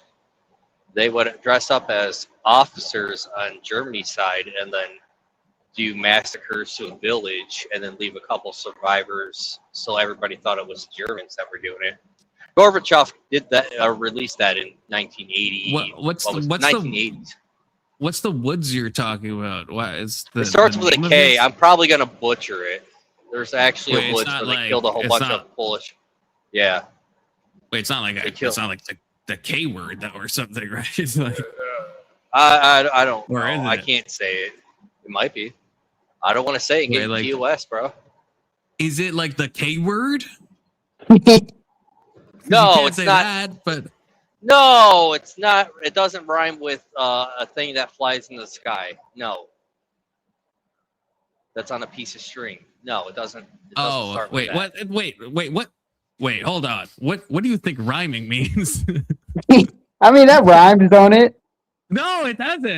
I think it does. That's not how rhyming works. I think it's a pretty good rhyming word. So you think bike and kite rhyme?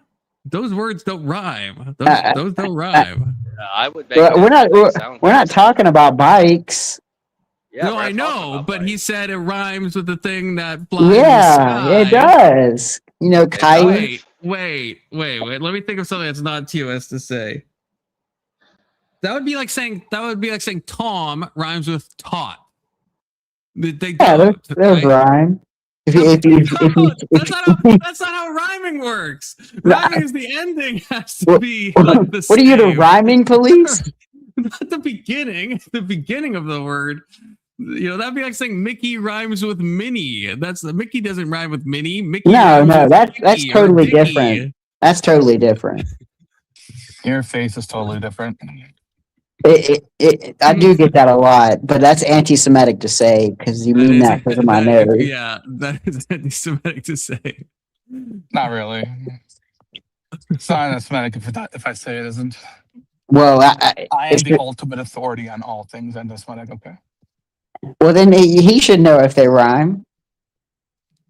What's that? Yeah. Yeah, Alex. What is a rhyme? Okay, settle this debate. What is what? A rhyme. A rhyme.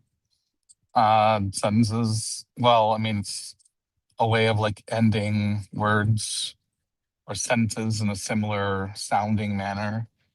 So that's like that's the worst definition of a rhyme I've ever heard. I don't know what you mean. You just walked in. You're like, what's a rhyme?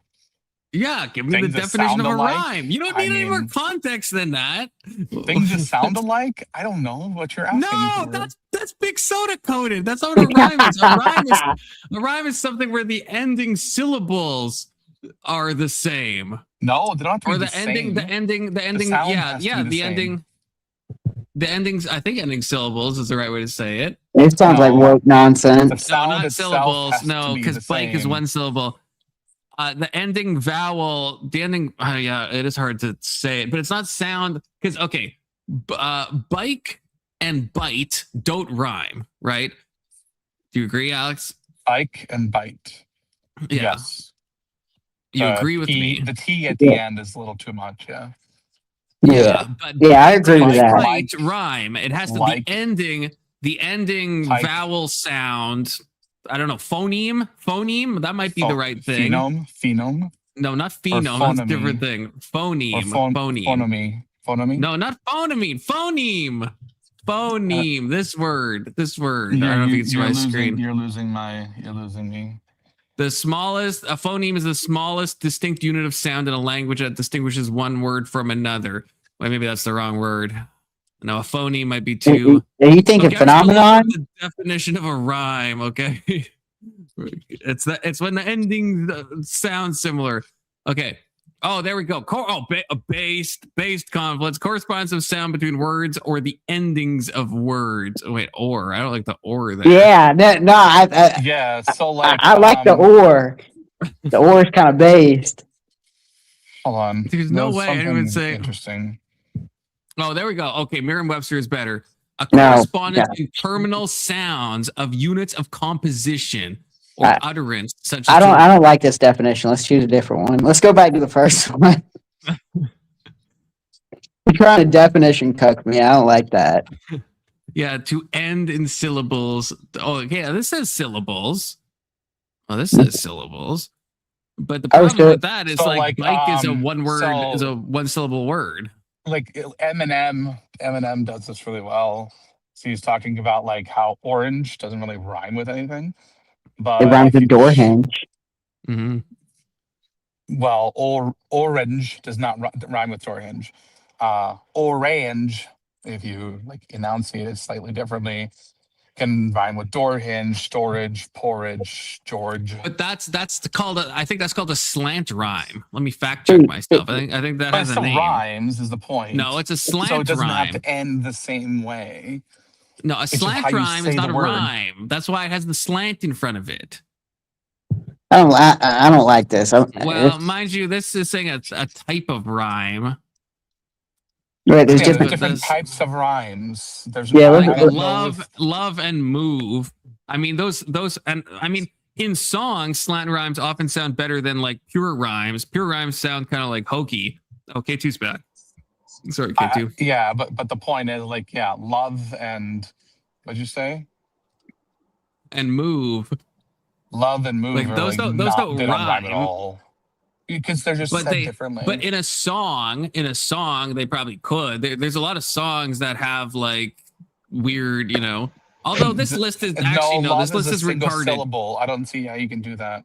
Because it's saying the third example. Am I still sharing this? Yeah. If you look at it, if I click it, it's gonna get fucked up. But it says night and light are slant rhyme. That's a perfect rhyme. Night and light is a perfect rhyme. Same with mind and find. Some of these are retarded. And then time and mind. Yeah, no, IGHT. You know, I wasn't even trying to talk about that. All I was talking about the woods that I know I can't say. Oh yeah, the woods. Oh, you did derail. You didn't even mean to derail. The woods. You derailed that even trying. You derailed my derailment. What do you mean? What do you mean by how is light and night slant rhymes? Well, that's what I'm saying. That's why this is retarded. The thing I was sharing, because they're perfect rhymes. That's what I'm saying. So no, compliment. They're obviously slant rhymes. Mine was at least on subject because they were talking about fascists. Same with friend and bland. Also, it has grace and space. So many of these are like are perfect rhymes. I don't know. This list. No, Instagram is an authority. Interest, yeah. So fuck that gay shit. Grace and space. Maybe slant rhymes is when they're like identical to each other, and what you're talking about is just regular rhymes, or they're not. Look, I know what a slant rhyme is. A slant rhyme. Clearly, you don't. I do. That's just a Pinterest post, okay? Okay, well then. It's got more authority than you do, compliments. Yeah, see, there we go. See, if we look at litcharts.com, which is the first result in Google, right? Okay. Litcharts.com? Yes. Why would we look at litcharts.com? Yeah, I don't trust that authority, compliments. You want to go to Reddit, a type of rhyme. At this point, I trust similar but not identical sounds. I trust AI more than I trust fine. What is it called? Lit what? I don't remember. Lit shit, which is a perfect rhyme if you think about it. I mean, I do trust Pinterest. What is a slant rhyme?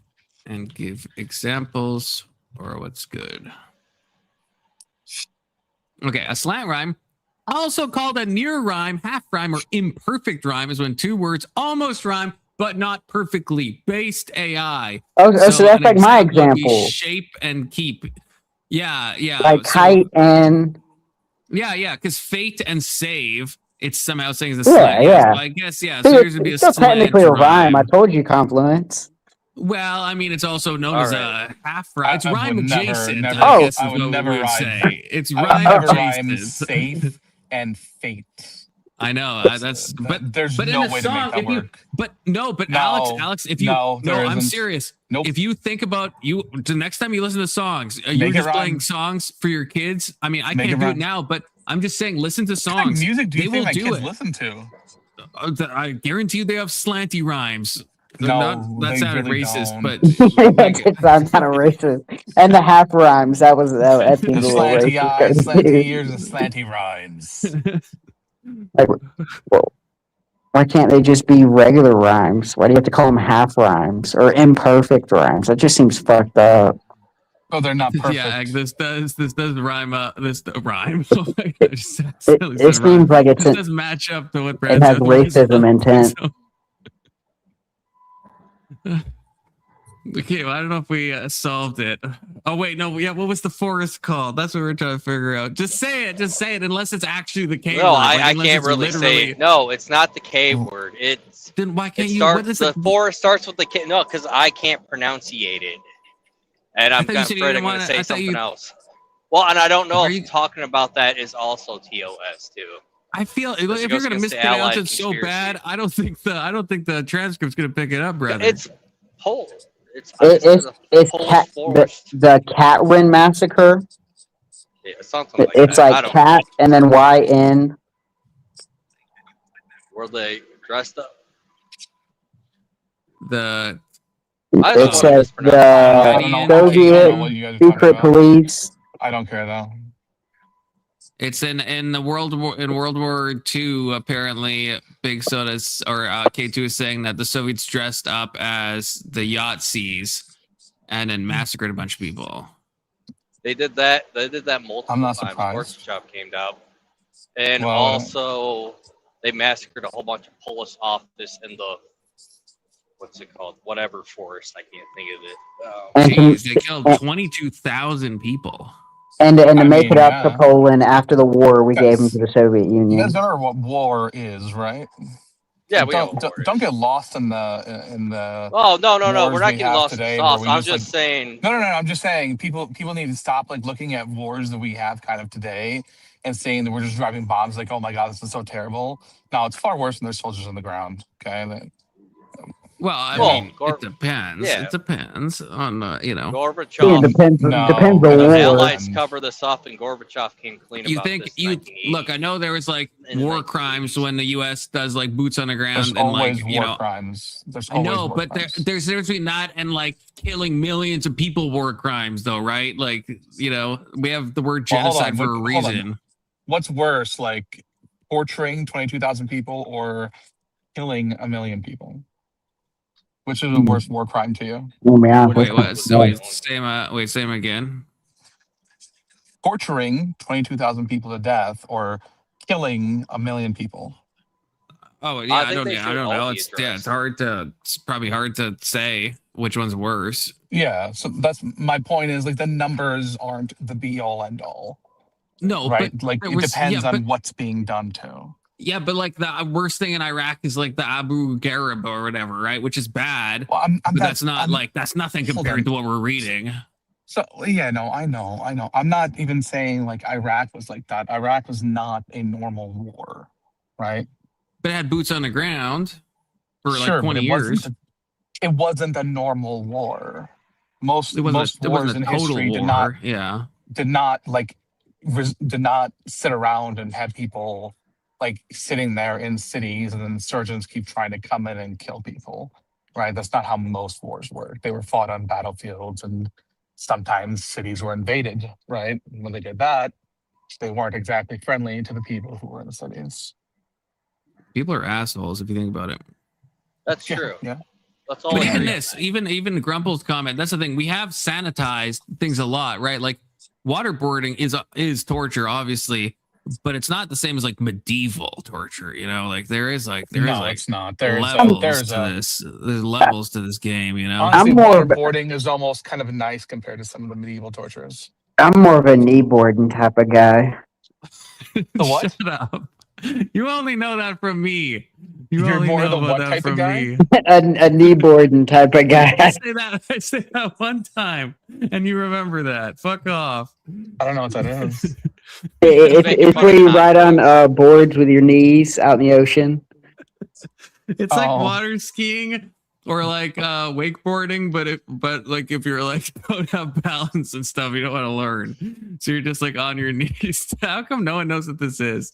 Big Soda, have you actually seen this at least? I've done this. No confluence. I've done this. Oh, you've done this? Yeah, I've done this. Know what it was when I said, no. See, look, it even says it's easy to learn water sport. Yeah, it's so fun. It's so fun. I think maybe the term their sport is a little bit of a misnomer. No, this is highly competitive. There's a professional league and everything. I'm sure. Yeah, that's sport. Hey, Big Soda, I will say, when I have kneeboarded before, I've learned how to do 360s. Where you go I haven't done that. No. I've freaking done that. So that's not easy to learn, okay? That took a lot of practice. And don't tell me, tell Alex. He's the one shitting on you. Alex, yeah. You gotta freaking try it, okay? Kneeboard's a semi-Olympic sport. I like to protect my knees, but thanks. It doesn't hurt your knees. It hurts your He's got weak knees. What is in contact with the board?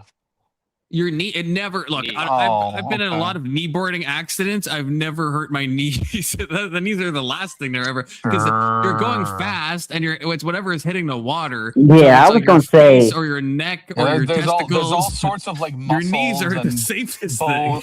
There's all sorts of flexible ligaments and muscles that are made to absorb some of that impact on your knees when you're not on your knees.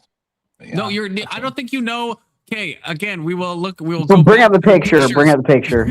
You are strapped in. There's see this girl. Or see this guy, like your knees are never taking any, like it's no problem. As your knees are never hurting. And to be fair, like most of the time, what ends up happening is that thing you're holding on to. When you let go, the momentum sends you forward. So the first thing to hit is usually your face, upper chest, neck, and sometimes if you're lucky, or not unlucky. The last time I did it was well, not the last time, but the last time I tried doing like serious tricks. You know how like the boat makes like the wake, right? On like either side. Yeah. And you can like go off of it and like get air and stuff. I like went off. I tried to do like a super, like I gave it my all, like really like pulled in, and it just went up and then went like straight down. And so the board like dug into the water and I just like face planted. I thought for a damn minute, I thought I like broke my neck. Like I just like my head just like hit the water. The boat was going like fast, and I just like it was just like it hit like at like completely vertical, just like bit in and just like smashed face first. It was rough. No, that stuff beats the shit out of you. Yeah, people act like kneeboarding is all fun and games, but I mean, like this girl looks like she's having fun, but she's not like eating shit, going like to 40 miles per hour. Okay. She's having a very gentle kneeboard ride, okay? But I can't wait. That's why I kneeboard. Is that like Wii board riding? Are you like playing Wii Sports or something? No. For the knee. Dumex, this is a water-based humiliation ritual. I've got a Nintendo knee. You would know the fun of it, okay? It's fun. No, it is fun. Wakeboarding, I just like I tried it for like an hour or two. I just like I don't know. I get up for like 2 seconds, and I fall over, and then the boat has to pick you up, and it's a whole kneeboarding. It's like you're just good to go. You're good to go. It's called skill. You develop it, and then you're good to go. See, that's gay talk. Yeah, that's gay talk, and it takes like so much time. It's not like you could just start again, right? It's like same with like water skiing. It's like learn how to water ski. I mean, actually, you need like the speed, and you have to be like it's just Yeah, you cannot start again. That's true.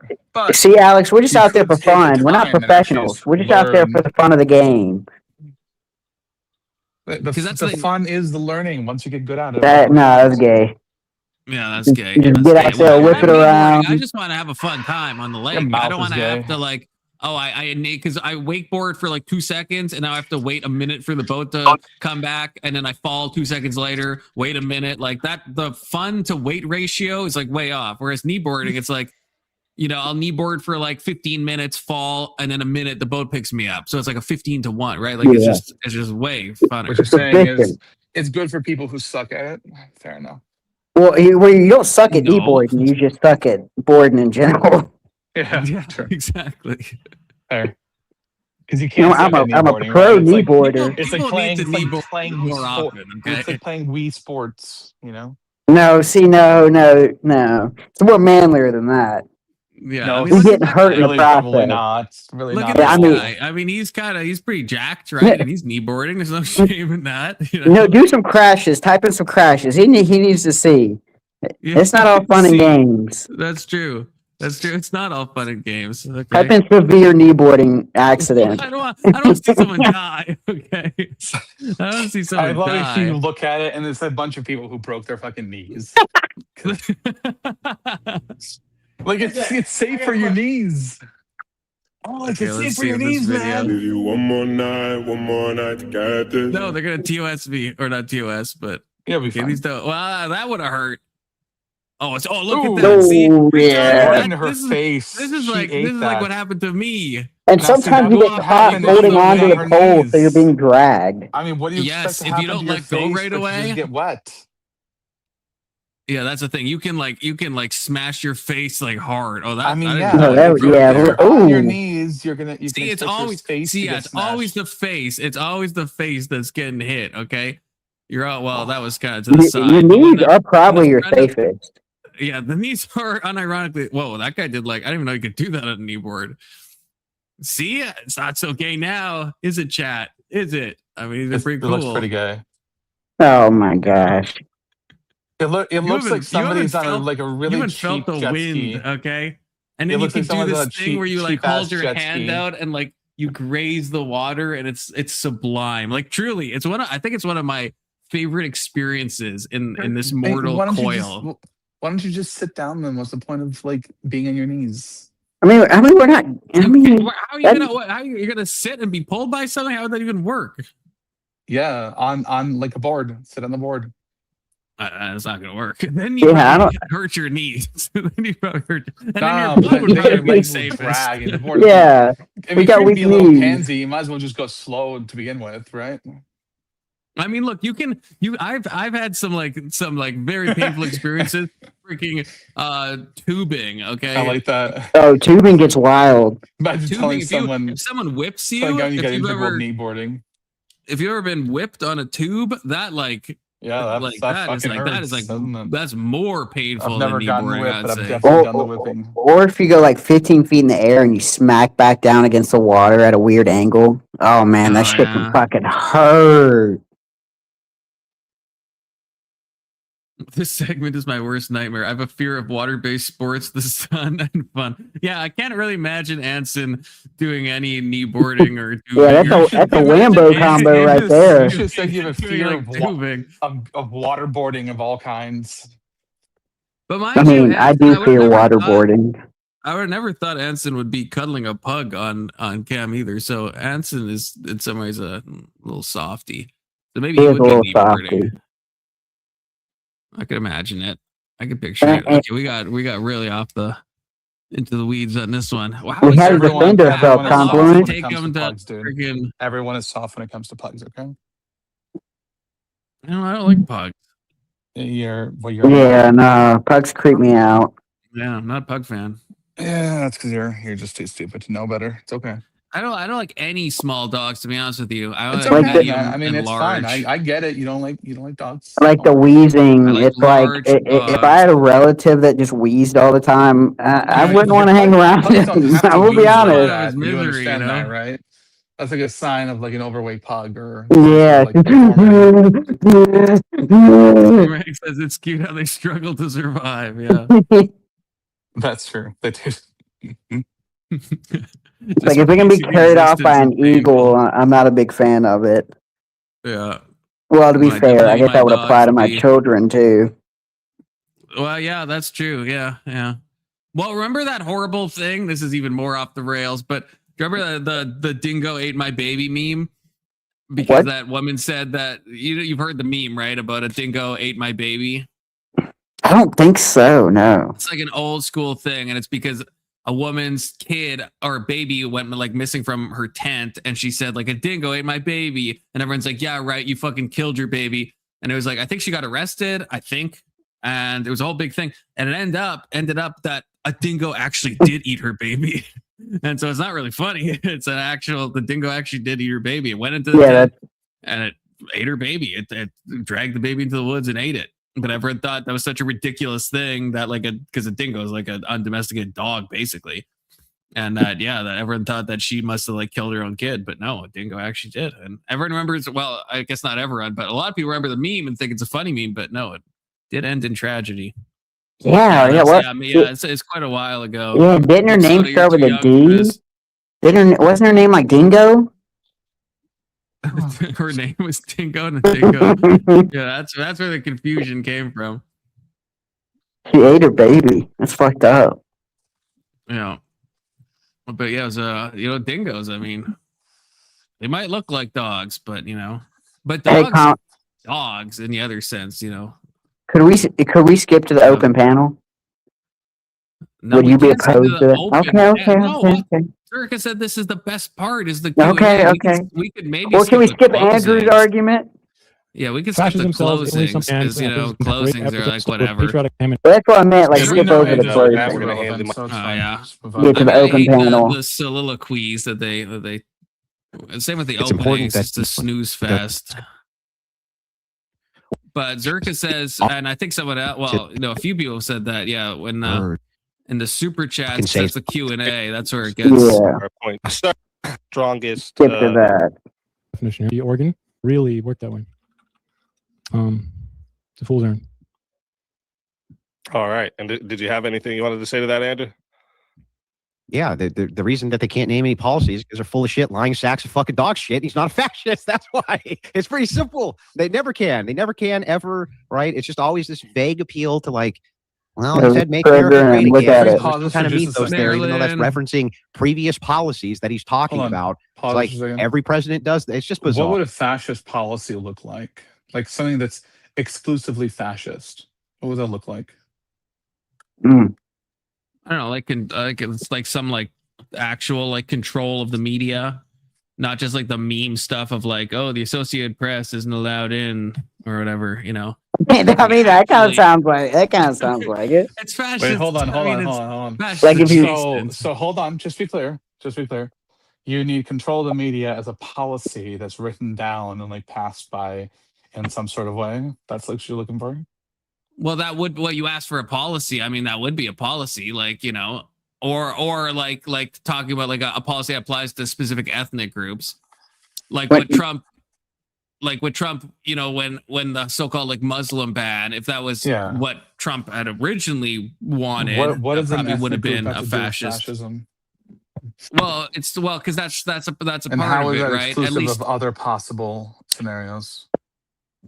Well, what do you mean by exclusive? It's one of the criterion Well, that he's asking fascist for a scholars fascist use. policy. Okay, that is a fascist policy. So if you say like that Jewish people are not allowed to own property, right? That is that you're taking an in-group and you're putting blame on that Or in-group, like saying right? that you want to take away people's citizenship rights, some of that. Nah, that don't count. No, Well, it if doesn't count? you did that, if you're like everyone who's like from Somalia just automatically has their citizenship taken away, that would be a fascist policy. Sure. So short of doing it, but wanting to and trying to, that's No, but Trump isn't saying Doesn't Trump count. even. I mean, that's even more than Trump. Trump is not saying that, right? I'll say that about like Johan Omar and stuff, but he's trying to revoke citizenship of people who have like. It's not based on like ethnic lines or like a protected class or something. I still think it's bad to revoke citizenship, but it's based on like when Trump talks about it's like if you came into the country fraudulently or if you have committed like severe acts. Again, I think that's unconstitutional, but I still wouldn't even say that's fascistic. The fascism part would be like if you look at the fascist countries, right? They're doing stuff down like So just be clear, ethnic lines, religious lines. Yeah, so just be clear. If I said I was going to revoke citizenship from Somalians, that'd be fascist. But if I Somalians and Muslims, then that's not fascist. No, that's still fascist. That's well, okay. How about Somalians, Muslims, and Hispanics? Would that not be fascist anymore? Yes. I'm saying with Trump, so I have too many groups say, included in there. What? I have too many groups included in there. Is that the no? I said it. That would still be fascist. So then it's not just one group. It can be. No, a broad I didn't say it's one policy group. I'm not. No, but it has to be. You implied it, didn't you? No, I didn't at all. No. I'm saying it has to then be what are you at saying? least because it can't be that Trump is just saying I want specific Somalians that have come into the country fraudulently their citizenship to be revoked. That's not fascistic. I think that's unconstitutional, but it's not fascistic. Right. But if it's not about the amount of groups, but it has to be entered the country that way. Yes. Then if he said every Somalian we want to take all their citizenship away, that would be a fascistic idea, and if that was put into action, that'd be a fascistic policy. But he hasn't proposed that, and he definitely hasn't enacted that. Right? Okay. So as he's long not as saying if a Somalian itself, came in, he's good to go. Yeah, I mean, why wouldn't he be? I mean, again, I think it's unconstitutional, but I wouldn't say it's fascistic policy or rhetoric. This is the problem. There's no like one policy that means like fascist, right? An example. I gave you an example. I understand, but even with those examples, there may be reasons to do it that have nothing to do with fascism or hating a specific group of people, right?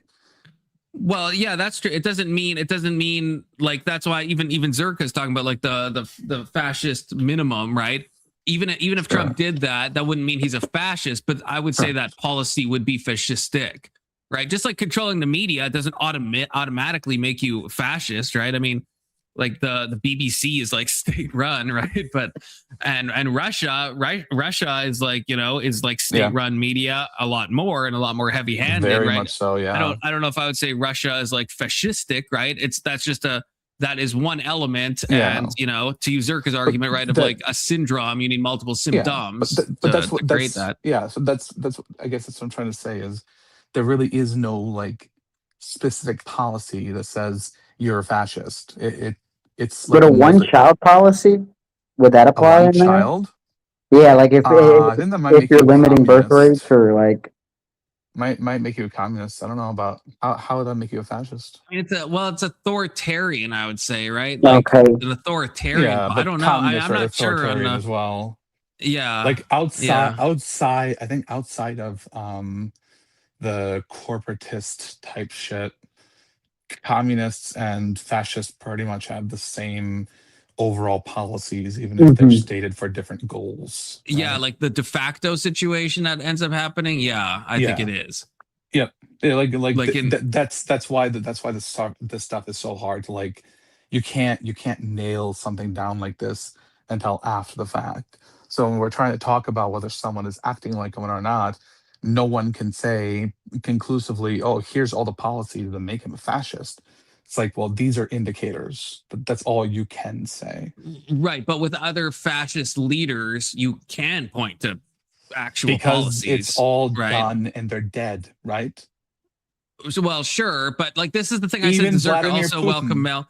But this is the thing I said to Searka because he was. Well, no, but it's not about them being dead. Like that's because Searka was saying, well, how long did it take? Like Mussolini, the leader is dead. No, it does. Well, no, that's not true. That's now you're saying like Searka. This is like factually wrong about the fascistic governments. Like so with like Italy and Mussolini and with Germany with Hitler, it's like there was it took like maybe a couple of years, let's say, for them to enact actual like fascist policies, like actually written laws and fascist policy. It took a couple of years, but with Trump was in office for 4 years. Now he's been in office for like almost another year. And it's like, so he's got 5 years under his belt. So he's going at like a slower rate than like any fascist government. So I'm not trying to say Mussolini. It took a couple of years. I'm not trying to say that Trump is a fascist. Okay, but Trump's been 5 years. I don't think he is. I know, but my point is you don't find out when they're dead. Mussolini, I mean, fascism, right? If we ignore that word, but we had policies that if we're looking at them now, we can point to them. It wasn't until he had complete and utter power that Hitler actually started saying what he really meant, right? No, there was within a couple of years of Hitler being elected, he was enacting fascistic policies that we would look back at now and we'd say, yeah, that's a fascistic policy. But at the time, would we have seen it that way? Well, no, but I'm saying with Trump, it's not like we had to wait till Hitler died or like for a big expose to happen. No, there was like immigration policies very early on and stuff about like what Jewish people could do and not do and stuff with like gay people and this and that. It's like, and with Trump, we don't have that. So it's like we have it could happen, but I don't think we can use the argument that just like Trump hasn't. Is the Conflagration Tabernacle, is that Anson? Yeah, of course. Of course that's Anson, yeah. Oh, Anson. The problem isn't that Trump is more or less corrupt. He's just more openly corrupt, right? And people like to sweep for him a lot. That's the problem I have. See, I think Trump actually might be a little bit more corrupt. Well, it depends what you mean by corrupt. I'm saying like I don't know what all things Clinton or Obama or Bush or the other Bush or what any other president has done while they were in office. They could have done far worse and far more things than Trump has. I don't know. They just weren't public about it, so I can't know that. But Trump is doing it openly and blatantly. Right, but that's got to be like a type of fallacy that I can't think of right now. Like, well, I'm not saying like that's what I'm saying. It's a possibility that like maybe Clinton did something that was like more, but like I'm not saying he's worse or better. I can't know because I have nothing to compare it to. Well, I guess what would be the worst? I don't know if that stands. I feel like that is an actual fallacy that I just can't think of the name of because like what's the comparing fallacy? What's the failure? Like you're comparing something that is known. It's like I guess you're saying like again I don't know. This has to have a name. If Brandon's here, he can tell me because I think this actually has a name. But it'd be like you saying, "Well, Confluence, I don't know. You could be worse than Hitler." so I can't really judge between you because I know what Hitler has done, and I don't know what you've done in your personal life. Maybe you've done worse things than Hitler. It's like that's technically true, but it's like you're arguing from a place of like we know what this person has done, and you're saying just because we don't know that it like theoretically could be anything. Well, hold on, if you presided under a country or over a country that ended up getting like 80 million people killed, and then you walked away, but nobody really knew what all happened, I would probably say the same thing, right? But you're comparing like you're comparing apples to oranges here. You've never been in a position to do any of the stuff that Hitler did. So how can you possibly come even close to him in terms of that? Whereas I'm comparing Trump to other presidents that we've had, and that comparison but it's not like you're not able to point to the same degree of stuff they've done. You're just saying I don't know what they have done, but we know, like with like the low-hanging fruit example, that Trump has tried to like. I know, but like if Trump has tried to like, why are you trying to defend the other presidents? What is this shit? Do you hate Trump or something? No, I'm just saying, like, I just to be honest, right? Like Trump. Hater.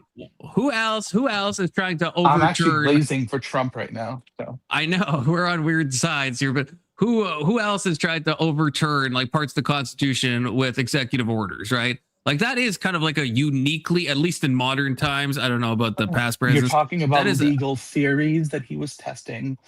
No. I mean, come on.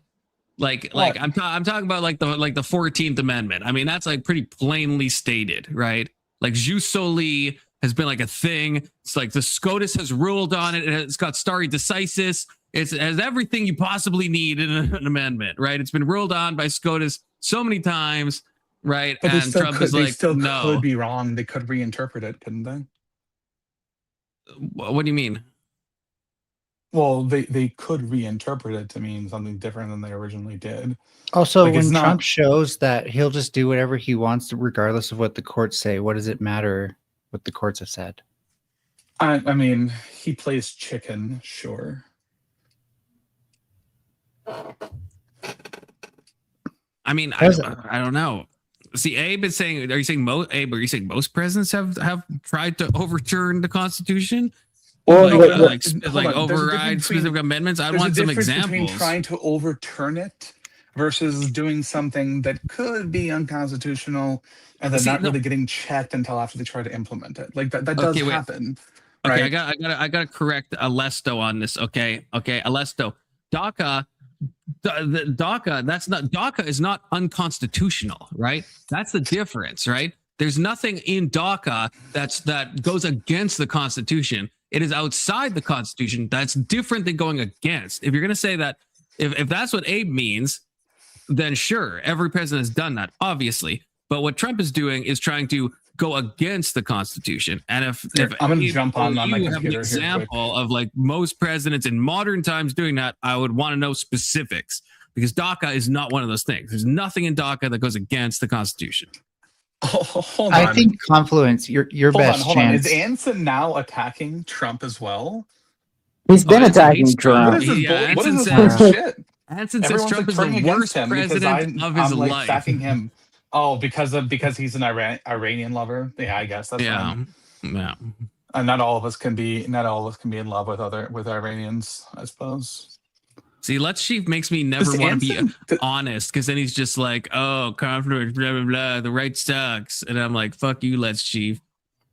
Confluence, I think your best way of convincing someone like me, especially since I have watched a lot of videos lately on the history of fascism, that he is fascist, it's to convince me that Trump's not positing himself as a third way or a futurist, and is in fact more of a conservative or far right person than like an alternative to the left right paradigm. I'm jumping in my computer. I'm gonna drop here. Okay, I'll let you up. Yeah, I don't think Trump is a fascist, but okay, wait. Okay, now I got to answer less though quickly. But okay, so yes, but I'm not saying Trump reverting DACA is against the 14th Amendment. I personally like DACA. DACA, yeah, is not based on the 14th Amendment. I'm talking about Trump trying to overturn jus soli. Like, so DACA, right, is if you're brought to America at like a young age, you're like a dreamer, right? You get citizenship because the argument is it's not really your fault that you're brought. If you're brought when you're like 2 or something, that's not the same. Trump was trying to overturn jus soli, as if you're born on the soil, then you are not a citizen. So if an illegal immigrant comes and gives birth, Trump is trying to say that you're not a citizen. That's right. That's the thing I'm talking about. Yeah, you're right on that DACA one. thing is a separate topic. I don't think DACA stands for Deferred Action for Childhood Arrivals. Yes. Well, so I'm against Trump you're right, reverting it, but I he wouldn't is say a fascist. I was wrong. My bad. I don't think Trump is a fascist, okay? I don't think Trump is a fascist, to be clear. I gave you a bridge and you're not crossing it. Well, I do think, yeah, Trump falls outside the paradigm. I mean, I don't think he's a fascist, but yeah, I think he's done actions that are pretty extreme, pretty outside the norm. So far right then? Not necessarily conservative? Yeah, well, that's the confusing thing. Because I don't think he's super conservative. I don't know if I'd say far right, though. He's kind of his own animal. I don't know. You don't think his rhetoric aligns with the far right entirely? He's a democratic authoritarian. I guess, how do you define far right? No, he's not even democratic. He hates the electoral process. Like a Democrat, not like democratic, but like a Democrat. No, Democrats love the electoral process. Well, not necessarily, because in their party they have super delegates that get to decide who's going to win their primary. So they're not entirely in favor of pure, or I guess democracy knows all. Yeah, they're in favor of democracy when it works. You mean he's like a Democrat? No, he's just not. That's stupid. I mean, he was. That's politically illiterate. He was forever. Now he's. I mean, he's not as conservative as I am. Now the Democrats just moved away from him. So. Yeah, so since Trump started running for office, has his rhetoric been aligned with the right or the left? Totally the left. He's hired more women than any other president in the history of man. No, I said his rhetoric. Oh, his rhetoric? I mean, yeah, I guess. Probably more right than left, but I mean, he's pissed at the left, so attacking. Has he said anything that's left-leaning that you can think of? Yeah, a couple things. Yeah. Such as? I would probably say that he's got a post that talks about the SAVED Act and then the transgender saying, and he gave some ground to, I guess, saying that he wants it only in cases of people who are above the age of 18, and people who are more right of him would disagree with that. Yeah, that's not the left position on it, by the way. Yes, I'm aware that's not the left's position, but that's far better than anyone in the right. I mean, the left is not the general left think it's okay for people who are above age and older. So you'd be better off arguing that Trump leans far left or moderate, or far right or moderate right. I mean, could be better off. But I think moderate right's probably a fair definition. I would probably say sometimes leans over left, but I wouldn't say yeah. He's like rooted in far right, but sometimes he'll lean. But what do you mean by far right? Like, how are we defining right? So you take values of the right, and you take them far. But I would say in most cases he's to the left of me. Are you familiar with the Overton window? Yes. I know it's kind of, in a sense, outdated, but yeah.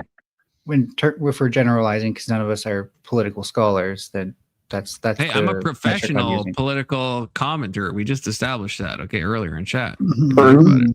Dreams. It's true. I get paid to give my thoughts on politics and culture. I'm a professional political commenter. He's actually sponsored by the Daily Wire, Mel. I guess Ben Shapiro crowdfunds. If you How much professional training have you had? It's a definition of professional, Mel, if you think about it. Oh, okay. No. Okay. Right. I'm just saying there's probably people who are more qualified than you are. Well, yeah, that's true. Nothing to do with what professional means, though, right? Well, yeah, there's a standard of professionalism. No, that's a different word. Oh, different word. Professionalism. Different word. Yeah. Okay. Nothing to do with being a professional. Sorry, I have to Dopamax because I have to go. I know, you get scared when you hear the word standards. It's like, oh God, no, I'm trying to fight more. I'm trying to max my fighting into a smaller amount of time. So I have to be more aggressive, okay? Otherwise, I don't get the required amount of dopamine. So I think an hour left that I can stream less than an hour. 45 minutes. I think it's worth bearing in mind that fascists benefit from the fact that fascism as a definition is inherently hard to pin down with terms and phraseology we're familiar with, right? I think we agree with that.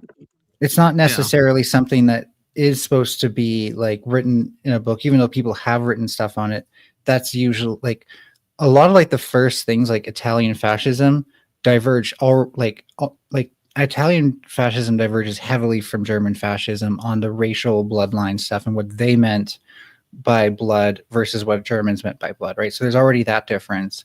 And that's not even 100 years.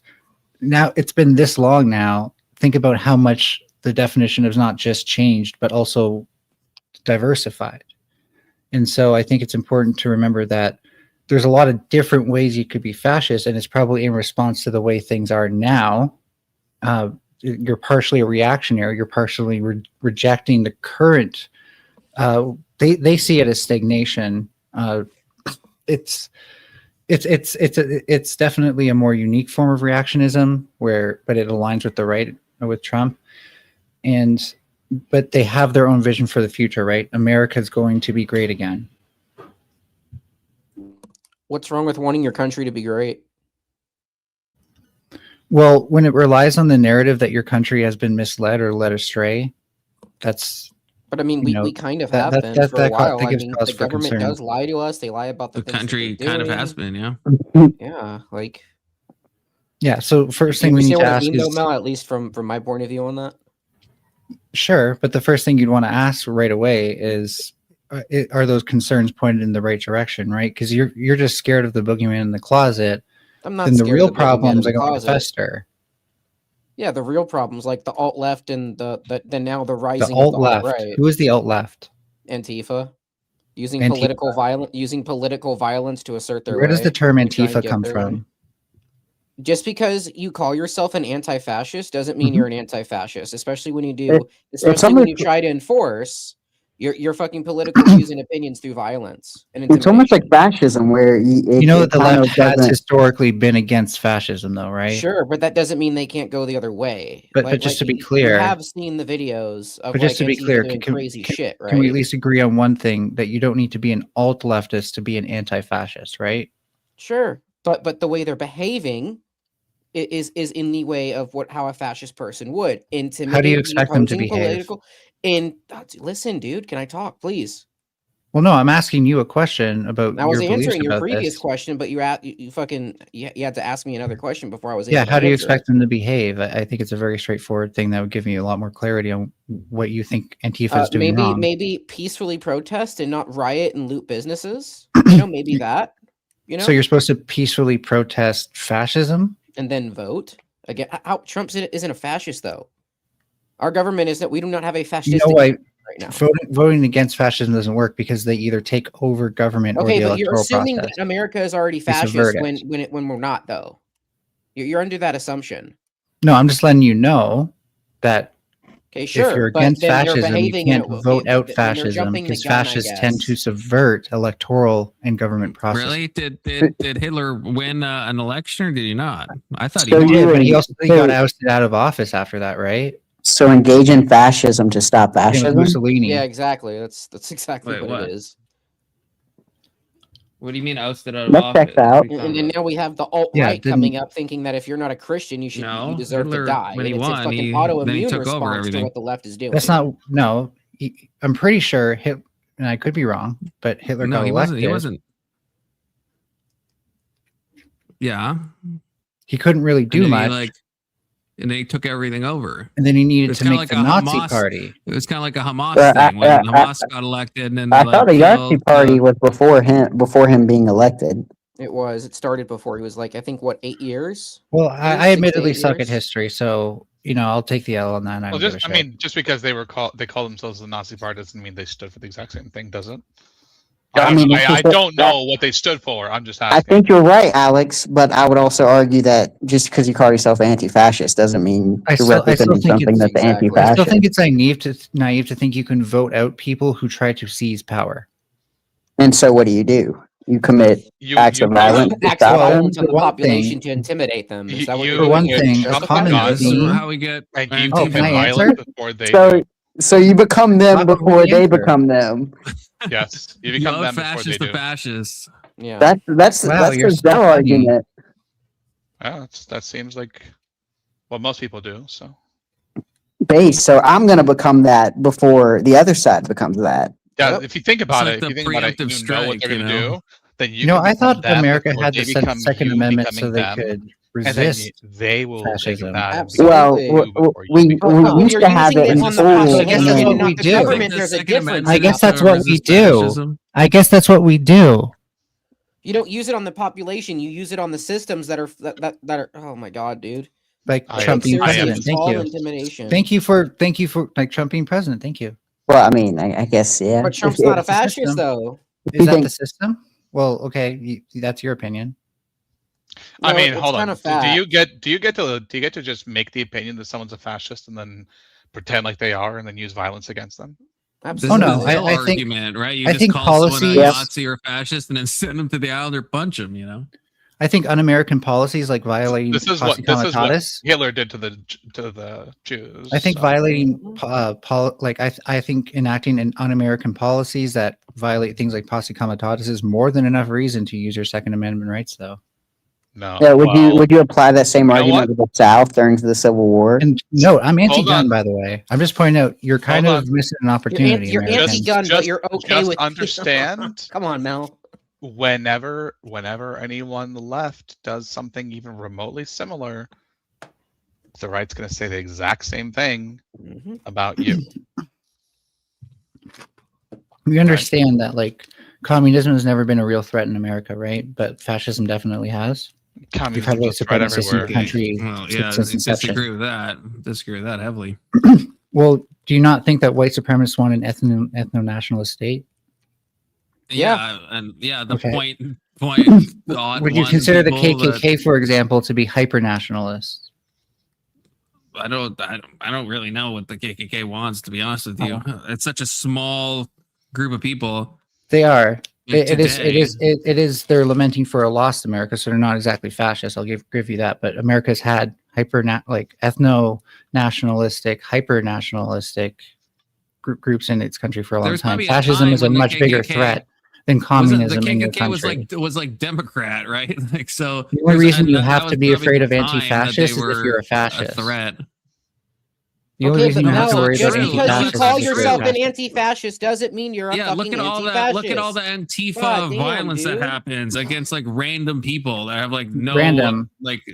Yes. Yeah, like I haven't seen any happen towards random people. People that aren't at all fascistic that you couldn't even if you use your 14 I think points. you're making unsubstantiated claims. No, I'm not at all. What are you talking about? Have Trump supporters gone out and destroyed businesses and people's lives and physically assaulted people? You know, have they done that like Antifa has? Like literally, just because you're walking down the street with a fucking Trump hat, like Kyle Rittenhouse did? You get assaulted. No, actually, he was actually there rendering aid to people who were injured. And then because he tried to stop them from setting a dumpster on fire, he didn't need to be there for antagonizing. gas station. He was totally antagonizing. Okay, so hold on. Okay, he was there antagonizing, but then so was Renee Good and that other guy, and they both deserved. What did Renee Good do to antagonize? She was there. Anybody? She was there. That's not what I said. I didn't say Kyle Rittenhouse was there, therefore he gets to be shot. I said he was antagonizing. Yeah, that's why. So I'm not surprised that things escalated to a point. Renee was obviously there. Renee was blocking traffic, honking her horn for 3 minutes. That's on video, Mel. So if you're a driver, you're not allowed to run people over just because they're blocking you. It's just plain and simple. Wait. So are you pivoting? Because you said Renee wasn't antagonizing, and I just told you she was blocking traffic, honking her horn for 3 minutes straight. Is that not antagonism? What would you call that? I would call that blocking traffic, which is actually a form of peaceful protest, by the way. That's actually Antifa, if you think about it. So blocking traffic is not peaceful protest. Got it. So Rittenhouse. I'm sorry that Americans are so fragile that they can't handle a traffic jam for half a day. So Rittenhouse in an open carry state, carrying a firearm, that's antagonizing. They can't even live in that state.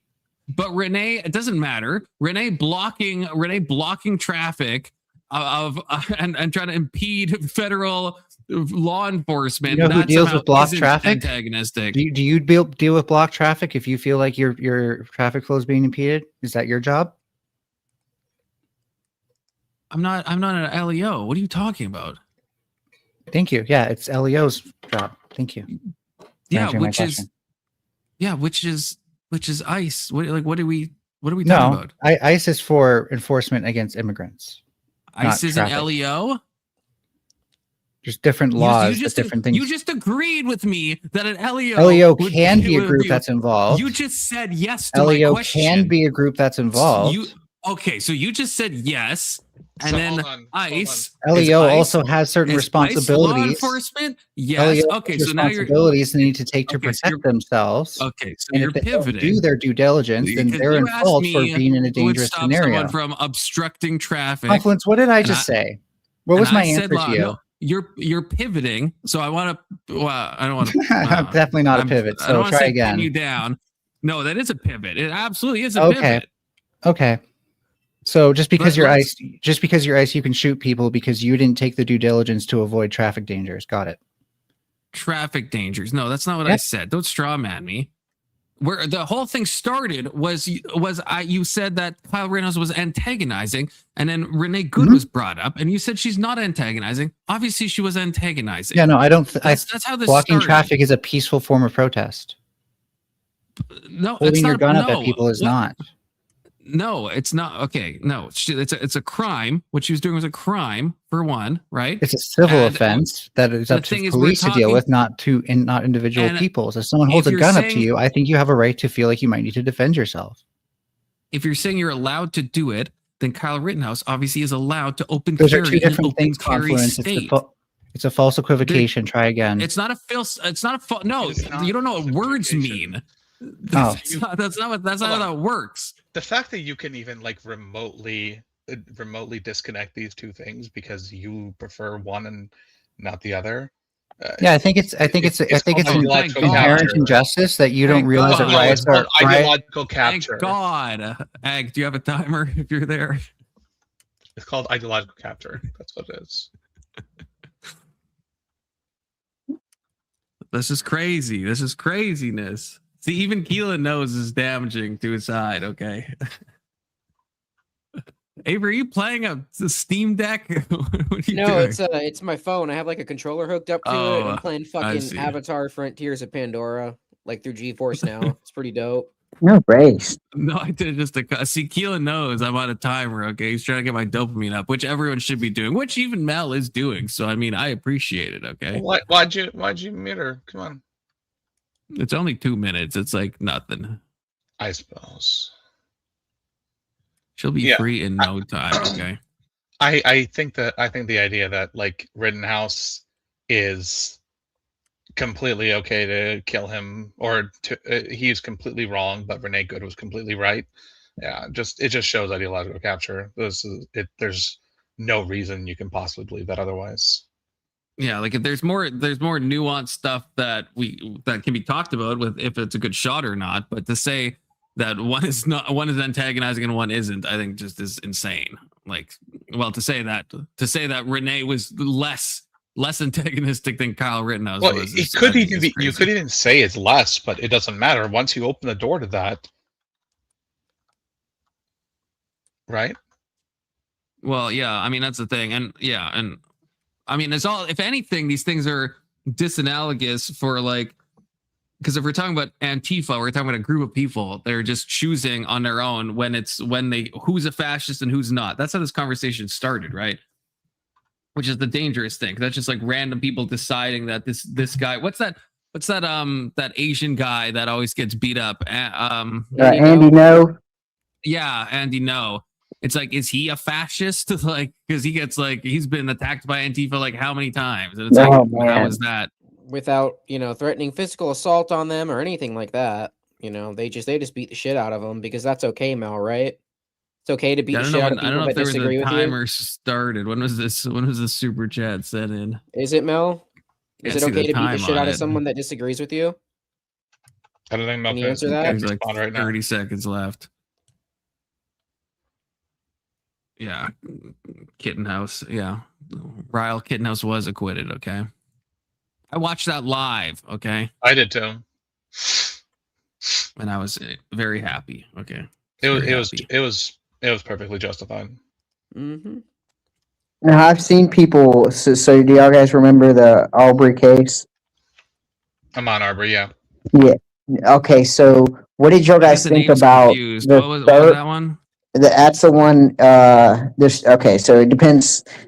There's some people say he was jogging in a neighborhood. There's other people saying he was going through unfinished construction houses. And he was shot by he was the two jogging brothers. in the area, and there's been some break-ins or reported break-ins at construction sites, so they thought that maybe he was the one doing it. And then so the two brothers, and then the third assailant went up to him. The two brothers got in an altercation with him. Aubrey touched the gun, and then he was fired upon. So do you guys think the third guy who was filming it should have got life in prison? No, I don't. Filming? No. Yeah. The third, all three of them. I could be wrong in my detailing, but I'm pretty sure they all got. They all three. Unless the other one, unless like they were somehow meaningfully a part of his murder. I mean, that seems insane. Yeah, I mean, I understood the argument with the father and the son. I didn't understand the argument with the third guy that filmed it. I mean, I mean, sometimes filming, I think, is like kind of tantamount. In that case, if we didn't know that, it just would have been word against word unless there was some type of footage. Well, yeah. So unless all three of them, unless he was like intentionally trying to film a crime, right? That's kind of like life in prison for filming a crime. No. Like he was part of the instigation of the crime. And he was filming it for like later he could watch it or. Yeah, that's what I mean. It depends. Like there was one horrific case. Yeah, Mel, you're free. I unmuted you. Sorry, I didn't say it, but I thought you could hear yourself because you're coughing. But there was one horrific case of like, I think it was outside of school, and like a girl was, essayed by people, and like a bunch of people were filming it, but they were all like underage, so none of them really got hit with like that serious charges.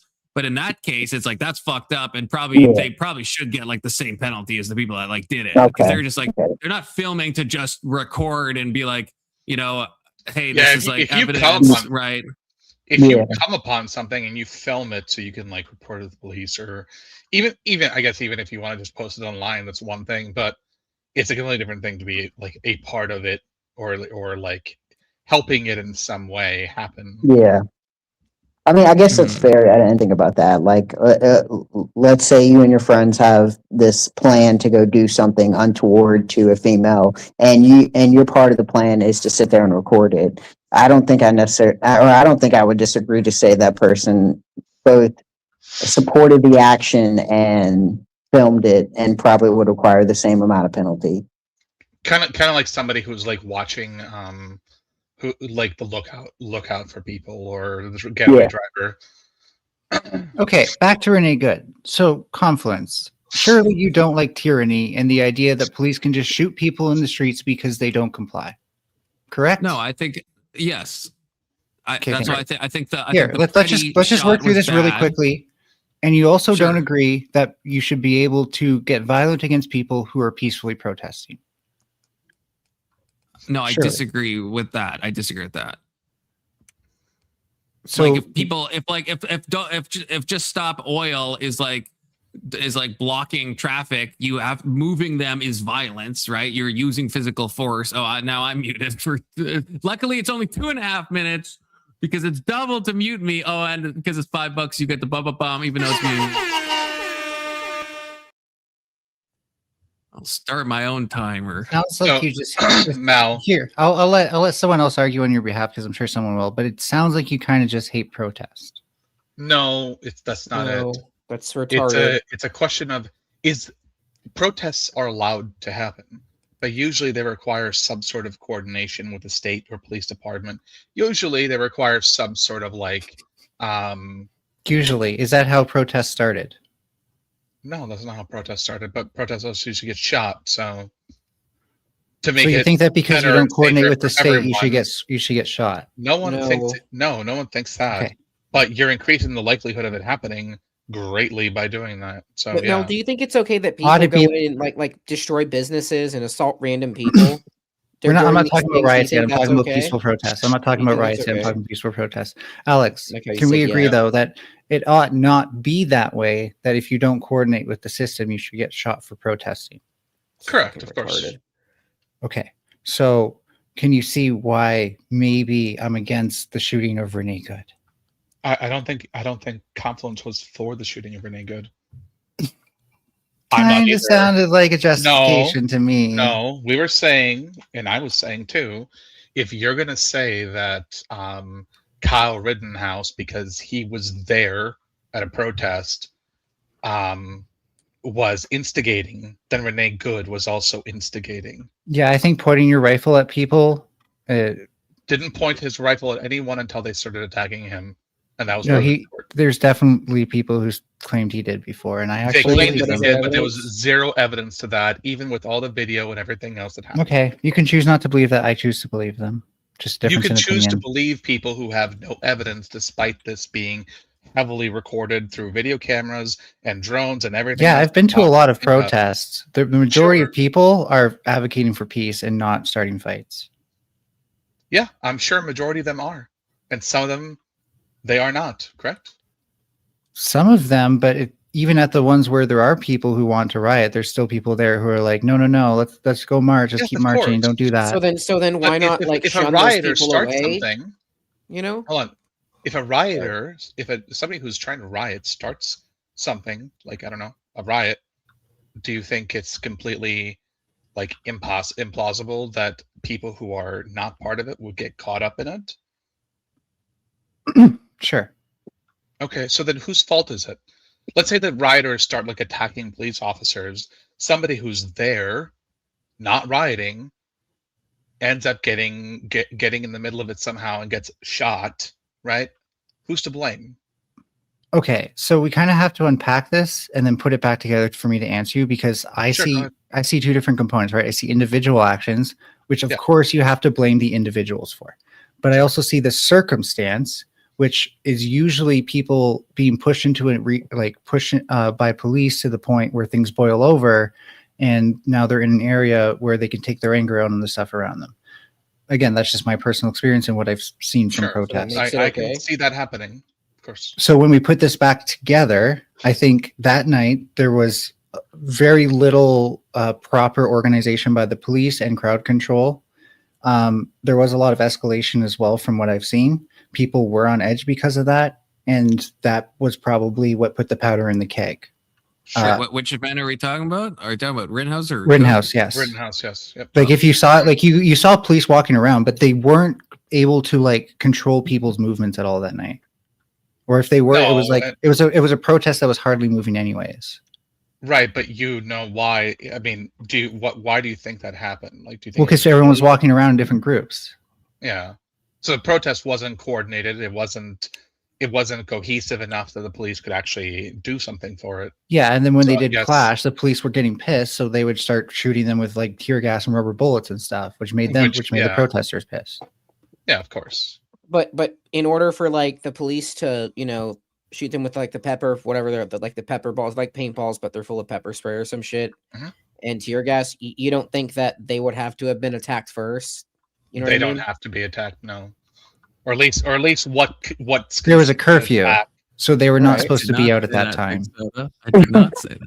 I was trying to bait you. I'm unmuted, so since there was a curfew, they did have permission to take that type of action to get people to disperse and go back to their homes. Okay, so then what was the problem with that? No, I'm just explaining to you why they probably didn't need to have something, for example, thrown at them first that night. Oh, okay. But yeah, so again, I think peaceful protest should never end in a violent escalation from police, I guess it depends what you mean by violence, right? Like, again, before I got muted, like the Just Stop Oil people, if they're like, blocking a roadway, eventually, right? They can't block it forever. Right. Well, yeah, but do you think it's untoward for law enforcement to physically remove them if they're blocking a highway? My personal preference is that they won't. I understand that legally that the law says that they can. Okay, so that's the thing. I mean,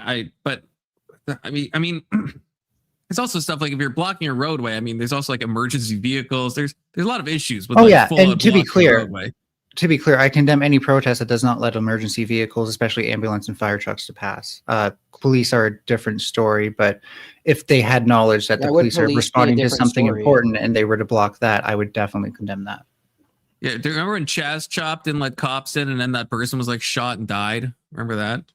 Well, then they let ambulance in. 8-year-old girl was shot because the mother accidentally drove through. They let paramedics in after that. Right? Well, but I think there are stories where they didn't. A freaking warlord came in and took over Chaz or Chop or whatever.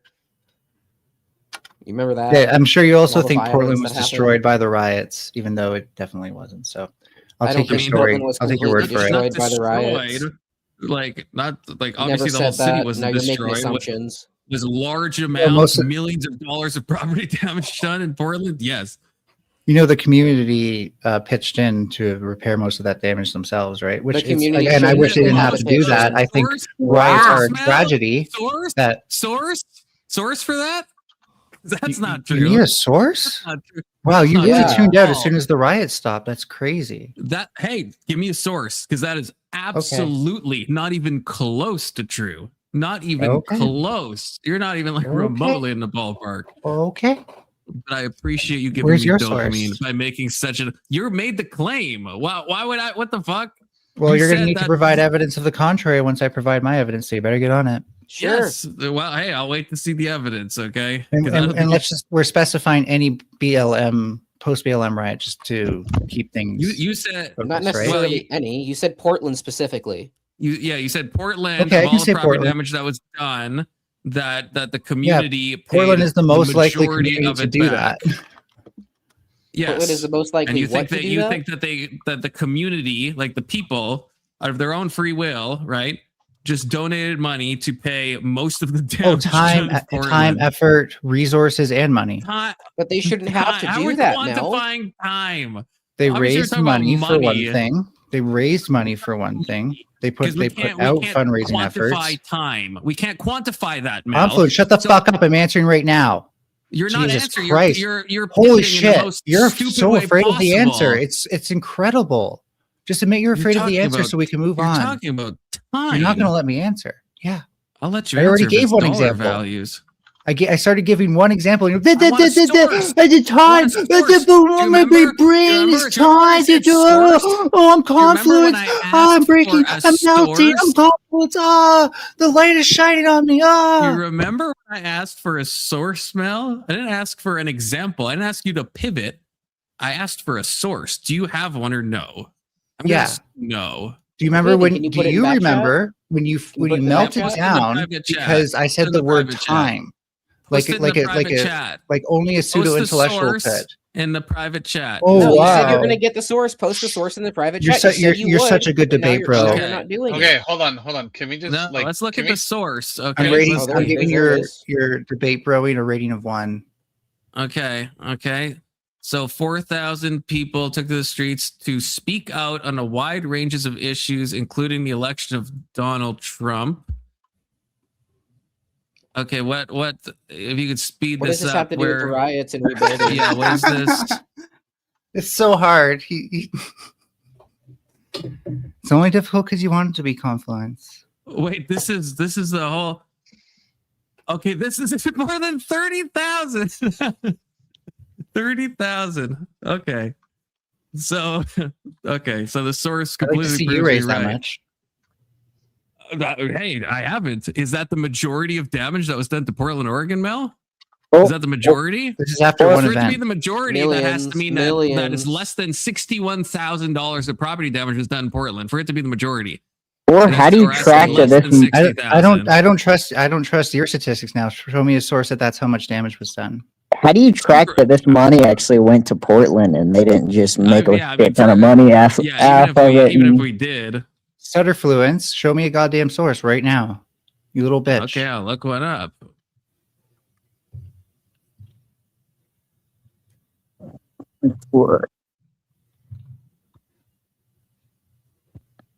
Okay, here we go. Washington Post, $23 million from the Washington Post. Okay.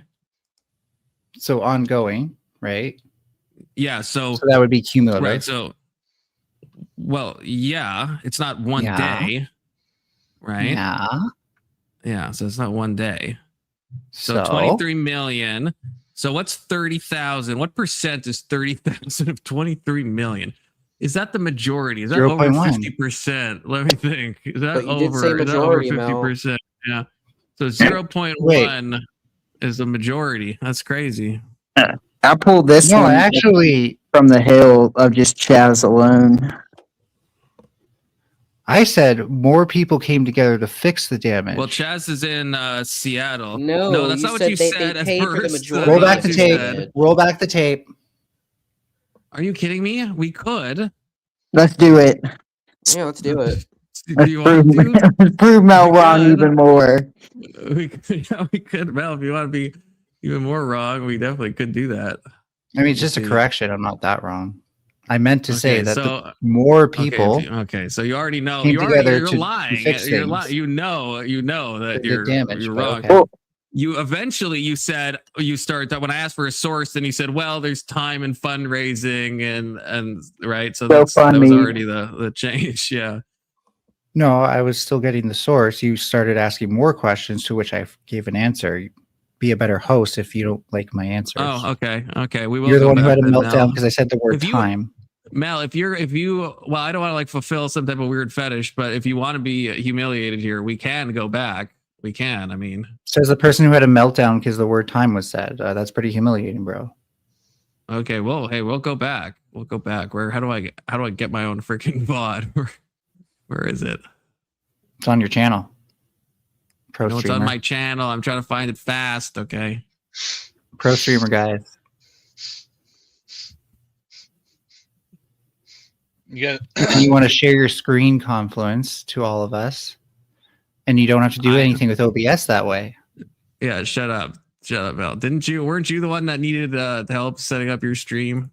Which you I just wanted to test stuff out because I can't test a panel. Even though I answered you so quickly and then you didn't even respond. I'm 90% certain that the solutions I found so that way I could actually watch stuff with the panel you wouldn't be able to figure out. So have fun with that.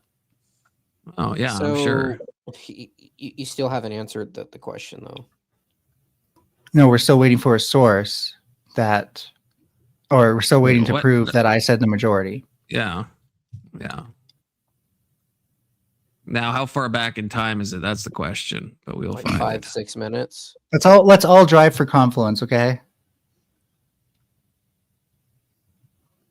That the community, like the people, out of their own free will. Go back more. Yeah, just they blame. Why would? By the way, J button goes back 10, and so that K button goes forward 10. Again, I wish they didn't have to do that. I think riots are a tragedy. Source. Okay, right here. Took over chat. No, it was right before. Or whatever.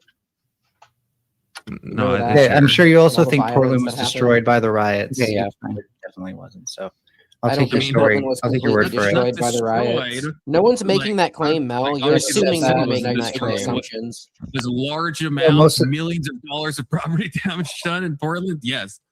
You know, the community pitched in to repair most of that damage themselves, right? Which the community. Okay, yeah, I misspoke when I said most of that. Yeah, get fucking proven wrong. 1%. Okay. Yeah, they did raise an immaculate $30,000. Yeah, that's so much, dude. For one of the events, so that means they probably raised more over time. But let's see how much you raised. If you think about it, they probably got to like 12 million at least. They probably at least got the. How much did insurance pay for? You mean how? Probably a lot. So that's okay. People can destroy property because insurance will fucking pay for it. Is that your argument? Together? Is that insurance? I mean, it is property. They're inanimate objects. I would say they're inanimate objects. I would argue it's even still a form of peaceful protest. I wonder how many of their jobs. Retarded because we're mad. So burning down buildings is peaceful protest. It's arson. Peaceful protest, guys. Remind the fact that there's a building burning down behind me. Yeah, Yeah, it could be arson, but you know, that's like the dumbest thing you've ever said, Mel. Which is like, Mel. Yeah, I don't really cry. Wild. I don't really cry over like broken bottles of milk, right? You know, so it's okay to destroy people's livelihoods. Is that what you're saying? To be clear, if someone burns your house down or your apartment, Mal, you wouldn't say that's violence. You would say that's peaceful protest. If someone burned the place that you live down, you would say they were peacefully protesting. If my insurance covered it and I wound up with better stuff than I had before, I'd probably be able to overlook it. But what if it didn't? What if it didn't, Mel? Do you have contents insurance, Mel? I think my building does, yeah. I think I had to sign something for that. Contents insurance. You would have contents. I think I had to sign something for that. Yeah, I think we're required to have it here. So it's okay. So then it's okay. You're idiot. Don't call me an idiot, Mel, because you're not. Contents insurance, and I live in the same country you do. Okay, you don't have to have contents insurance. You pay that's something you would pay monthly. You would know if you're paying it. If you don't, you're retarded because you should know if something's coming out of your bank.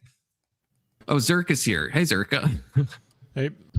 We're just talking about how not Danish you are. Searka, I have a really great video. It's very long, but it's really in depth about fascism for you, by the way. It's actually called "When Is It Fascism?" Is it by Williams T. Foster? Oh, you've seen it. Okay, my bad. Yeah, I'll let it go. Searka, do you think burning down a building is peaceful protest? Just out of curiosity. I don't think it's peaceful. No. Thank you. To be clear, not if there's people inside. Not by definition, but I mean, I don't think you can be violent towards inanimate objects. I think commercial properties should be weighed the same as like people, though. But. Well, no, of course not. Of course not. But I wouldn't say it's peaceful protest. I'm assuming you're talking about the BLM riots, right? Yeah. Specifically Portland.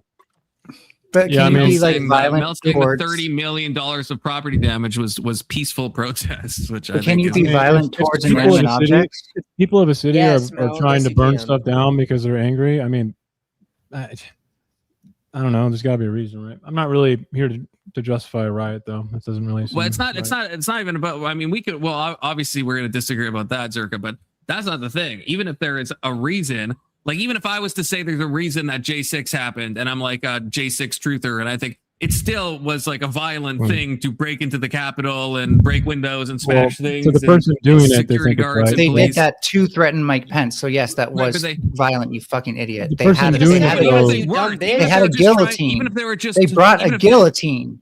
The point is the person who's doing that thinks they're doing the right thing. You're so retarded. They brought a gallows, not a guillotine. Okay, no, they built that there to hang Mike Pence. Yeah, a gallows. No, it's that you couldn't hang anyone from that gallows if you've ever seen it. Okay. It's Confluence has hanged enough people to know. Well, they definitely were doing.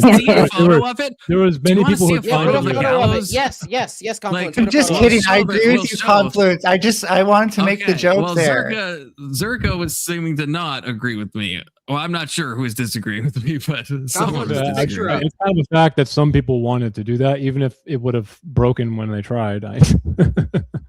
Well, yeah, no, I mean, but that's even. I would say even if there wasn't, even if they weren't going after Mike Pence, even if they're just trying to stop the peaceful transfer of power, I would still say that's a violent protest. Even if I was fully on the side of the election being stolen, you could maybe say that non-peaceful protests are justified, right? That's a different claim. I wanted to say something important actually to what you said. I feel like, the people who did January 6th, I think probably believed that they were doing the right thing. And if you want my personal opinion on when a protest is no longer a morally good action or like whether or not it's a horrible thing, sure. I don't really know. But I know that if I was going to engage in one, I better be damn sure that I'm doing the right thing personally. So that's not much to go on, but that's how I personally would look at it. And if I'm not doing it correctly, if I'm doing it on behalf of a lie, then that's my fault. That's me. I should be accountable for it.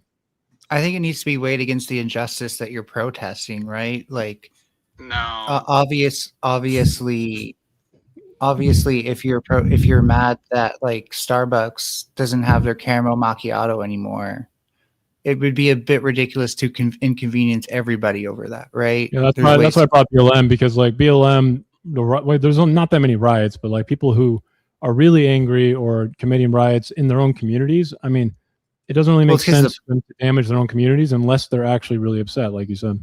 They probably would have rioted at the police station if the police didn't push them away from there as well. Well, they firebombed the courthouse, so I mean, they Peaceful, also and in Minneapolis, they actually did firebomb the police station in Minneapolis. When you say they, I mean, it's like, that's okay, it's not like everyone who goes to these events wants to like engage in that behavior. Right? I agree. Just like with J6, not everyone at J6 was doing violence. They marched on the Capitol, man. No, so J6 is so different. Same hang Mike Pence. Same being downtown holding flags. You're being a fucking hack right now, Searka. That's not Same going hang to Mike Pence during a peaceful transition of power. Was everyone doing that? Was everyone? Was every single person doing wanting that? to do violence or hang Mike Pence? Alex, you hold on. Fuck you. Confluence. I have to say, just like I said, just like we talked about earlier, if like shit's going sideways, it's your job to get the hell out of there. If there's people there chanting "Hang Mike Pence" and you're hanging around them, you probably shouldn't be there, right? Well, they went there to do that. I'm saying if you don't agree to do it, because if they went there to do it, Searka, they all would have been armed. They all would have been armed, and we would have been looking at a much. They weren't allowed to be armed. Many of them were armed. Many of them were armed. Remember how many is many? How many is many? How many is many? No, but you remember the FBI? You don't know. You're not allowed to open carry on You the don't know, Capitol. like what? Like would've a been single stupid digit of move. guns. They or stayed something. outside of the metal detectors. That would have been a stupid strategy. I mean, not that it matters. Why would they stay outside if they broke in? That does matter. You said a lot. They stay outside. Let's think about this critically. Sorry. They were standing outside of the metal detectors at Trump's rally thing or whatever on purpose. Right, but I'm saying the people that went into J6, right? It's not like they I mean, they didn't end up using their guns. But my point is that when you are in a BLM like protest and it turns into a riot, that is, I'm sorry, just different than like the people who actually went from Trump's rally and marched on the Capitol. Because one is like Alexander said, when you say you could be holding a sign that says "End police brutality," and now you're being hit with like rubber bullets. Searka, I feel like the position matters there. Oh my god! What? Shut the fuck up. You shut the fuck up. You've been wrong. This like is some so many bullshit. times What do you mean tonight. on the It's Capitol, insane. bro? What do you even mean on the Capitol? Because on makes it seem I'm like just a everyone smart that was debate, bro. marching. That's not a debate, bro. That's an It's actual. such a debate, bro. Tactic. It's so Trump's stupid. rally. Just because you've The been people who rigged went like a from million Trump's times rally tonight, to the Mel. Capitol Do have better, the dude. idea to do that, man. Really? We just Yes. reviewed the tape of you, like absolutely. Sorry. Yeah, I mean, I misspoke because I just can take absolutely responsibility for mocking my Mel. slip ups. You can't. How far did you get in Really? the debate with Andrew, by the way? Because there's a No, we're point where almost we done talked with about this. We're almost done with the Searka. Yeah, We're we done almost with talked that. about Let's make this really simple, We're at right? the Q&A. Conflict. Who was controlling the peaceful transition of power? I have one follow up question after that. No, it's not everyone didn't know that Mike Pence was doing it. There was certain people in the Yeah. crowd who were agitating, and they knew how to organize and move the crowd. So there, a lot of people in the crowd were not really, like the Proud Boys or whatever, but there were organized actors doing those things. So there That are at doesn't least answer a my few who question. wanted to hang. Who was responsible for conducting the peaceful transition of power? It was Mike Pence. And when there's a bunch of people out there forcing that to stop, it's very clearly an action against democratic the people establishment. the people breaching into the Capitol are doing that. The people that are just doing that's a protest. You're allowed to go outside the Capitol and protest and make your voice heard. You're allowed to do that. Do There's you nothing wrong agree with that we need democratic establishments to maintain peace and order? Yes, Matt. Yeah. So do you think Well, I mean, trying to stall, disrupt, or hijack that process would be unpeaceful? None of those people knew about that, though, besides some the organized people- actors. I don't think that makes sense to your car. I think they definitely does. knew That does what was matter. going Hold on. on. I think they definitely knew what was happening that day. How No, the many people of did them not knew? know do you about the think? plan Trump had. I'm sorry. Most of the people did not. They did not know. Mel, They didn't how know many that of was them the do you day think? Trump that Mike Pence transfers power. That's ridiculous. But they didn't have any of the Mel. all the little legal plans and the backstage How- fucking text messages. Yeah, I'm and not all saying that that. I'm not stuff. saying they planned that far ahead. I'm just saying they were definitely there to protest that peaceful transition of power, and it turned violent in a way that got because of interfered with that. some organized actors for the most part were honestly there's like a few like Proud Boys, different members who were actually moving the crowd in a way that they weren't able to expect. Yeah, like So see, like I can Yeah, see the see Proud confluence how Boys, the Oath see Keepers, confluence and the how here FBI. I argued how we need the democratic establishment to maintain peace and order. Then I argued that by interrupting it, we don't have peace. Therefore, it's not peaceful. You need to do the same. I that's such an easy thing. I already said this. The people that walk, the people that go to the Capitol and are outside of it, that's totally fine. They're not halting anything. They're not stalling. They're not disrupting. The people that breach it are, right? So that the analogy would be with BLM, right? Yeah, there are people that are just protesting and doing legal actions, nonviolent actions, and then there are people. There was no organized groups like that though at a BLM protest. Not that I'm aware of. Organized in the same way that January 6th was. Maybe not in the same. Maybe not in the same degree. No conspiracy, shit like that, you know. And guess what? Once they stopped rioting, peace immediately returned. So it's almost like peace wasn't a threat at all. Of planned protests, right? With these were planned on Facebook groups, on all social media, it's not the same as organized actors who are trying to do I'm not saying the degree is the same, but I'm saying people went there to disrupt things. I mean, some people are there to just protest. BLM people are there to do BLM was a reactionary thing, right? To essentially, like, it's not what reactionism is. I just reactionism is against progressivism. No, I just said it was a progressive movement. It was reactionary. BLM. Reactionism is far right. So like triggered that you can't even listen to it. How's that wrong? It was because of a video, a very brutal video, right? That people it made them upset. That's not what reactionary means when you're talking about politics. Oh my God. You don't know what words mean, Mel. You don't know fucking words. Yeah, a reactionary is a person or political viewpoint favoring a return. A reactionary. He said it was when something is a reactionary movement, you're implying a movement full of reactionaries. I said it was reactionary, but that's a reactive movement. That's a reactive movement. Do you want me to pull up a definite? Do you want to get mogged again if I pull up a? I'm sorry that political literacy is one more time won't hurt. One more time. I'm sorry that political literacy is so hard for you. It's only hard if you want it to be. Is this in like a poli-sci course or what? No, I'm just letting you know. You mean a reactive movement? Is it something that colloquially people should know? Why are you being an asshole to me? I honestly have no idea. I'm just letting you know. You don't mean a reactionary movement. You mean a reactive. Where does that come from, though? Now I'm curious. The definition of reactionary? What is the difference between a reactionary and why are you saying that is a left? I'm not like a super scholar on this sort of thing. I don't know where it came from. I just know that that's not what a reactionary is. He didn't say a reactionary. A reactionary movement is a movement full of reactionaries. That's not. He's using the. He said the Antifa movement is a movement full of anti-fascists. He said it was reactionary. He used an adjective. He didn't use a noun. Which he used the wrong adjective. He should have said reactive. Relating to, marked by, or favoring. No reaction. one has ever stated it is a reactive movement. That is okay. So Mel, heard anyone state. That was weird because colloquially you knew what I was saying, and I was not mentioning it in especially ultra conservative in politics. So I mean, I don't really know why you brought that up. It's not like I used it incorrectly. When you say something's a movement, you I say said like it was just reactionary is what I said, which it was. Antifa it was reacting movement, to a video. This statement is correct, right? The Antifa movement is a movement full of anti-fascists. I'm just saying, isn't this a little bit like pedantic and a waste of time? Why would you correct me on that? A little bit. No, I'm not talking about this. A little bit. I'm just letting you know that's why people tend to say reactive movements instead. Because words can have multiple meanings, Mel. So it's not even correct. But here's the thing: it wasn't a left or right movement, Mel. It wasn't a left or right movement. There were conservatives in the crowds at BLM. BLM was definitely left-leaning. It doesn't matter. There were still actual conservatives in that movement, though, because it was just about a brutal video about a guy dying when he didn't need to. Yeah, I'm not saying you had to be left-wing to be enraged by that. So even if I called it reactive, then like you're saying, it would be you're essentially monolithing the whole movement as like a left. I'm just eliminating the possibility that somebody will think you mean an actual reactionary. I think only you thought that. Again, I'm sorry that political literacy is hard for you. We're all like, oh wait, what is he talking about? I'm sorry that political literacy is hard for you. I don't think I'm sorry that political literacy is hard for you. I'm sorry your mom took so much fucking Tylenol, Mel.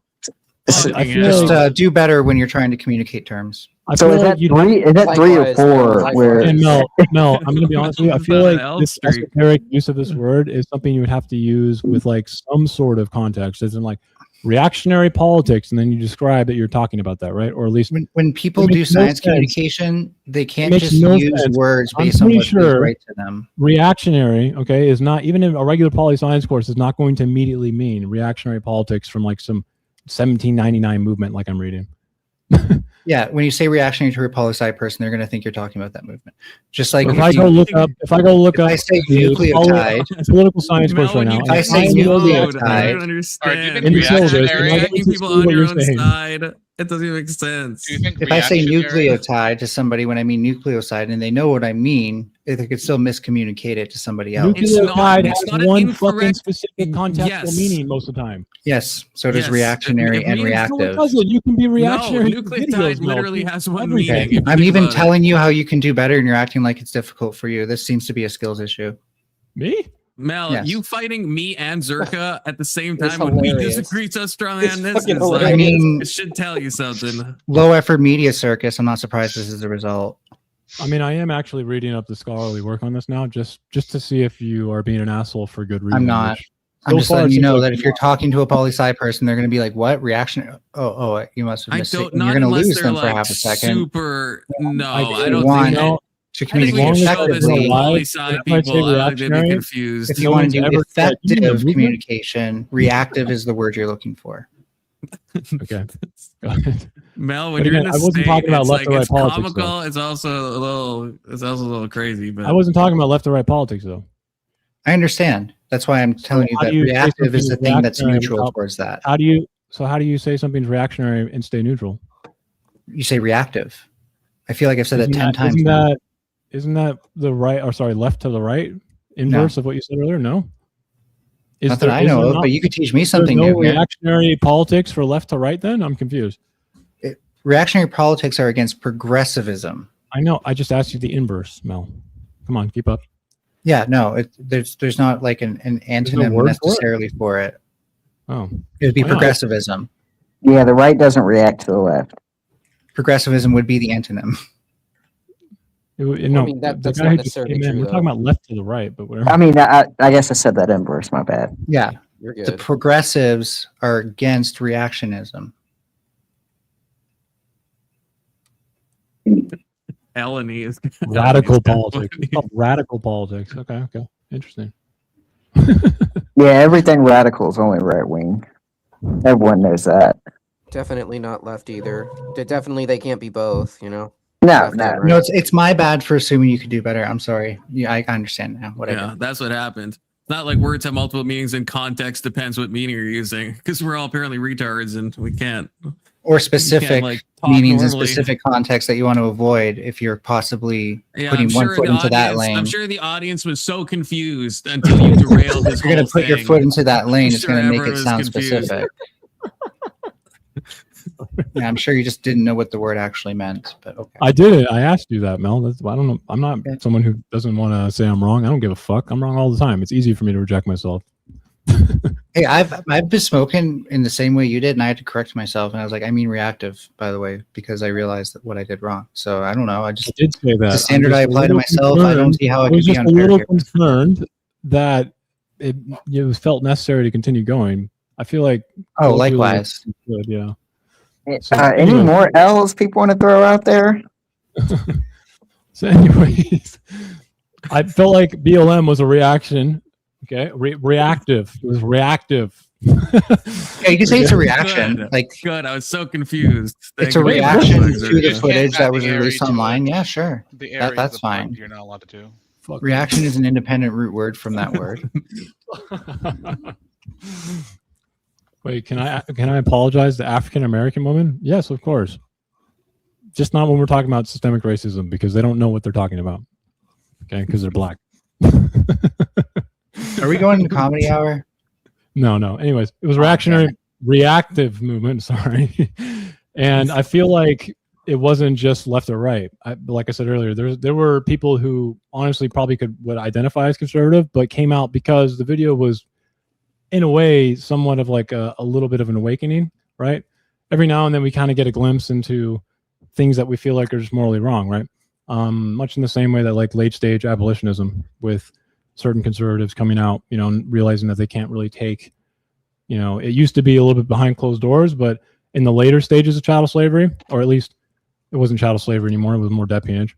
And leading up to that, right, a lot of people just could not really be okay with it anymore because when they saw it, it was brutal. So I feel like it's not really the same as as like January 6th or something like that, it's definitely not as organized again, because people just showed up to a Facebook post, right, to just kind of talk about police brutality. And that's a shared thing, even among people on the right and left. Even though I know that right now, most of the wars that happen online are about like supporting police or not, but I feel like that is a true statement, right? Yeah, I don't disagree. That I think it's an issue of degree. Like I think J6 obviously better coordinated, larger. I don't disagree with that. But yeah, and also the whole reason we in... talked about this is that I'm saying just because you're at one of these events, because this is what you were saying about BLM. I think that you have to admit that that's also true for something like J6, where there has to be a non-zero amount of people that were just at the rally, and Trump's like, everyone's going this way now, and they're like, all right, and then they see crazy shit happening, and they don't go through they don't breach the Capitol. They're just like, okay, this is The one of the main things though is that the groups in January 6th, a lot of them train for it, how to manipulate a crowd. A lot of the groups do training, and they even showed them online. It's one of the ways they got convicted is because could you show us that, or like can you show me that in the back chat? I would want to. I'm not saying you're bullshitting, but I do want to see that. Like, remember the kidnapping plot for Gretchen Whitmer? Gretchen, yeah, that was Minnesota. Yeah, the one that had like 9 FBI agents out of 11 people. Like more feds than it was people. But anyway, so just to be clear, those people film themselves like planning it and stuff like that, and they would. That's an unrelated matter. I've been part of a lot of protests, and there's 2 key things, right? There's how you manage people. Set on fire, Mel. How you manage people. How you manage people. How much property damage have you caused? So, by the way, there's 2 key components here. There's how you manage people who are in a protest and your public messaging and saying the right message. That way, you can onboard people more. And then there's the actual onboarding, which is almost like kind of what's the word for it when you show up to a new school or something and they give you an orientation into the movement. No, how is that unrelated to people at January 6th being excited because people train? The Minnesota thing was related to January 6th. The fact that there's materials giving out. I didn't say it was related to January 6th. I just mentioned them as an example. It's a standard protest thing, though. No, I just mentioned the thing for Gretchen Whitmer because a lot of these groups, the one that I mentioned, did not participate in January 6th, but nonetheless, they do film it and try and post it online. And part of their training that they do for this group and the groups of January 6th is how to move a crowd, how to manipulate a crowd.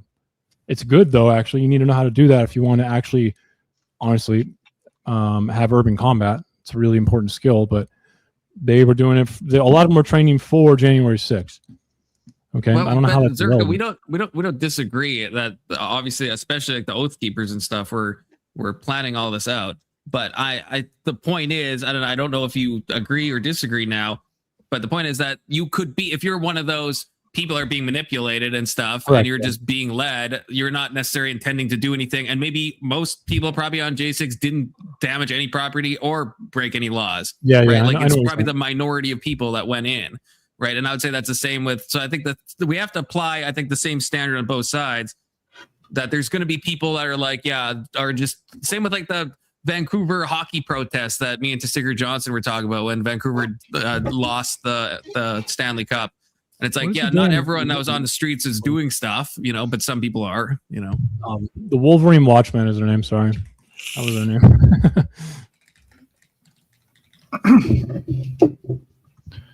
Whoops, I thought it was the Gretchen Whitmer thing was crazy because it, like, I'll say, like, J6 had a lot of feds, that's true, but the Gretchen Whitmer one, like, that's provable that it was like majority feds, which is kind of crazy. I think they ended up bringing like charges against like 3 people, and like I don't remember what happened to all 3, but I know 2 out of the 3 had their charges dropped. And it's almost, we don't have terrorism charges in the U.S. So whenever people are. Yeah, it's really hard to actually get it, like, charge someone with terrorism, okay? So these people did not actually get really extreme charges because we just don't even have a charge for it. Maybe that's because the United States history, at least as it relates to, unfortunately for black people in this country, a long and brutal history of, like, a specific style of racism for, started out as economic reasons and became something more. I'm assuming because there were so many terrorist groups around the debt peonage era, early 1900s to 1964, terrorism charges would be something that could be used against them. So we really don't have a terrorism charge in this country to easily apply that way. I believe even the talking about was the Black Panthers. Trump's declaring Oklahoma Black Panthers, right, Searka? No, Black Panthers. They didn't give them terrorism charges. They gave them something else. But the Oklahoma City bomber didn't even get charged with terrorism after fucking blowing up the building. Just crazy. Yeah, there's no domestic terrorism even designation, right? Like it's only international, right? Even though Trump has applied it to like a few, domestic groups, but it's So a lot. They didn't really have a way to charge any of them. All these guys in this kidnapping plot. But they did charge them though. They did. I know, but they charged them with like material extra, stuff like that. No like terrourson charge. Which is crazy because like as far as being afraid of America. The charges didn't stick because of the entrapment stuff. Like, because if you legitimately plot to like kidnap somebody and that's a provable thing, I mean, you will be charged. I mean, were they charged with terrorism? A crime. No. Again, but I'm saying you're saying that it got dropped because of bad procedure, right? Searka, and I seriously plot it, and they catch me plotting this, I will catch a charge, right? But I'm not you going to charge terrorism. You don't catch a very serious charge of terrorism. Like we really don't have a good charge for it. That's what I'm know, but even if it's dropped.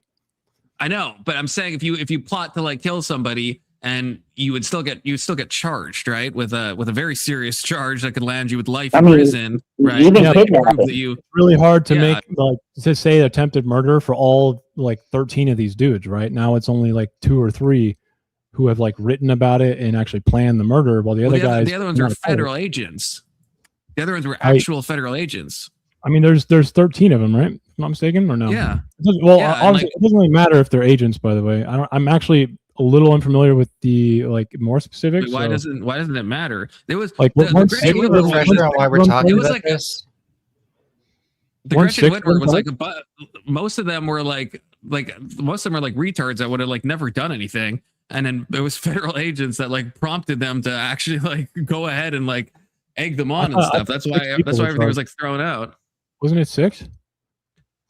I don't know. I just know it was a large amount of feds. I have to look it up. Defense claimed that the FBI's heavy involvement, the plot would not have progressed. Oh, so can we like trace our path back to J6 somehow? I lost the plot. Sorry, I have to go in like 10 minutes though. Militias on the at least as it concerns in these different scenarios. In J6, there was a very organized style of people who train to incite the violence, or at least incite what they wanted. And at BLM, that's not really happening. It's not like the left can't be violent, I guess, but because there's definitely history. It's just not happening here at the moment. That's a crazy statement, Searka. One of the things I wanted to say is that I don't even know what the left is in this country. To be honest with you. Well, I guess it. I mean, if you define the left so narrowly that it's like, but like, I mean, to commit violence, you kind of need to be a little more organized, right? Violence is an extreme thing. No, you really don't. No, you really don't. No, I mean, one man can commit violence if you think about it. Lone wolf. So. It has to. I mean, that is still an organized was one guy. That's why it's not Bob Lone wolf is a fake term. Like lone wolf usually means someone who is like not because like right wing authoritarianism or right wing, violence went online right in the 80s with that guy Dewar or whatever. And what happened was they dropped the whole charter thing. There's no more like neo-Nazi charters where you sign your name and go, oh, I'm a fucking neo-Nazi. Now it's like they all decentralized. So lone wolves are not really a thing. All these people who commit, right-wing violence in the name of being a lone wolf, they always have a history of like being involved in the culture and like the expansive online web. That's the same as all of these fucks, right? Like I wish I could say that's true, Confluence, but like the left does not have any fucking apparatus like that I know of. The right wing. What do you mean by apparatus? Like if you look at like Anders Breivik, organized, it's still a little organized, even if it's decentralized. If we look at Anders Breivik, how was that one? So the Norway one where he like killed all the politicians' kids. Like, yeah, he was on like online message boards, getting like radicalized and stuff. Well, I'm saying, well, do you think that can happen in other countries, but not the U.S.? Actually, or the Oklahoma City a lot of the right wing violence does get deified in other countries and used here, but I don't really know of any organized left wing violence or like violent actors that are like doing the same thing. I know the New Zealand fucking shooting in that mosque is in 4K deified by a lot of the right-wing violent guys online. So sure, they fucking love that video, right? But so I can't say that it can't happen, but I'm just trying to talk honestly about like what I see. And I just don't. The left can be violent. It's not really materialized or organized. You don't think, but in the same way that, like, okay, in the same way that New Zealand shooter gets, the Christchurch guy gets lionized and stuff. It's like, wouldn't you say the same thing applies to what's that, Luigi Mangione? Like, I mean, he's people on the left and right support him. Did you remember fucking the Daily Wire's comment section when that happened? And Ben Shapiro came out. I do. I do. He's like, oh, this is stupid. We shouldn't be doing that. Every single comment was, you're fucking wrong here, Ben. Would Charlie Kirk be a better example? Charlie Plus, Kirk, maybe. There's not a lot of violence with that. So like the right-wing violence I'm thinking of are like acts of like brutality, where, it's like who can actually do the most brutal thing. They're both equally brutal. I wouldn't go down that road. I would go down the road like you were saying before. Is that I'm not going to do a numbers game with you, Mel, but like the brutality of like using, an assault rifle at close range with like a GoPro and filming that, and then having the internet metric. Just here, just let me jump in because the How metric come you get to talk about other countries, but when I bring up Otoya, you're like, that's not America. The metric you can use is who has more organizations that have actually done domestic terrorism. There are plenty of far-right organizations that have done domestic terrorism, very few on the left that have. Yeah, they're just not organized. Yeah. It's not like they can't. They're just not organized, in my opinion. What was that? So not like Antifa? That's not domestic terrorist organization? What domestic terrorism has Antifa done? No, it's just Antifa is not really an organized thing. Maybe it can in the future. I know it's getting traction. I think Americans should be naturally against fascism. So most Americans should actually that's not what that means when it says Antifa right now. Okay, that's not what that means. If you're saying people who are coming to Antifa means, I'm just saying that people are joining Antifa right now, or at least right now, in the modern contemporary time, like the last 2 years, and they don't really know anything about fascism. They don't really care. It's more of like an anti-Trump movement, right? Which, again, I'm anti-Trump. They're out in the streets terrorizing people, dude. Like, what the fuck? How is that so hard? No, you feel terrorized because you're a very scared person. I'm actually not terrorized, buddy, because I live in Texas and we shut that shit down quick. Look, Avery, that might be true. There might be groups of people who are starting to organize, but you can't really, equivocate like Antifa over the past 2 decades and like. I don't see how you're I'm not judging over the past 2 decades. I'm judging over the past like 6 years. I don't see how you're taking a random mass shooter that's just like on like 4chan. Like that's the definition of like disorganization. It's not random. Those aren't the groups we're referring to at all. It's not random, but it's not organized. It's just like it's people being. That's a mischaracterization. That's not the groups we're referring to. Yeah, I can give you. We were talking about mass shootings, right? A government. Fuck. Let me grab it real fast. It's one that used to be on .gov, and it's got like a really good paper that, in my opinion, I'm doing a disservice here because when I say right wing violence, I actually what I think actually is that they're really hard to classify. So you can't just call people a right wing shooter or a left wing shooter anymore, but they usually have some mobility that happens from right wing authoritarian like chat rooms, but this paper explicitly says like they're getting harder and harder to profile. But let me find it real fast while you guys just talk for a second. I'll be able to explain this a little better. So there's 3 categories that you can use to identify if that person had sympathies with one side or the other. It's what they've liked on social media that other people have said, what they've said on social media or online, and who they follow in general, who's like tends to be talking heads for both sides. And in those 3 metrics, all 3 of them, it's the far right that represents mass shooters more so than anything, by the way, compliments. That's fine. I don't even know if I disagree with that. I wasn't saying that.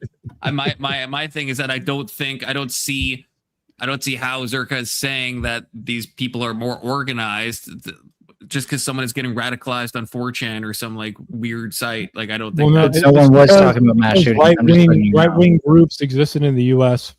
historically, okay, more than left wing groups, and they went online. So they actually learn, they know how to use the internet a lot better, and they organize on the internet and then decentralize. So with that, kind of like what ISIS does, in the same way where they've decentralized a lot, but their reach is now bigger, and they can essentially have more people who are involved, but they're not like in a charter.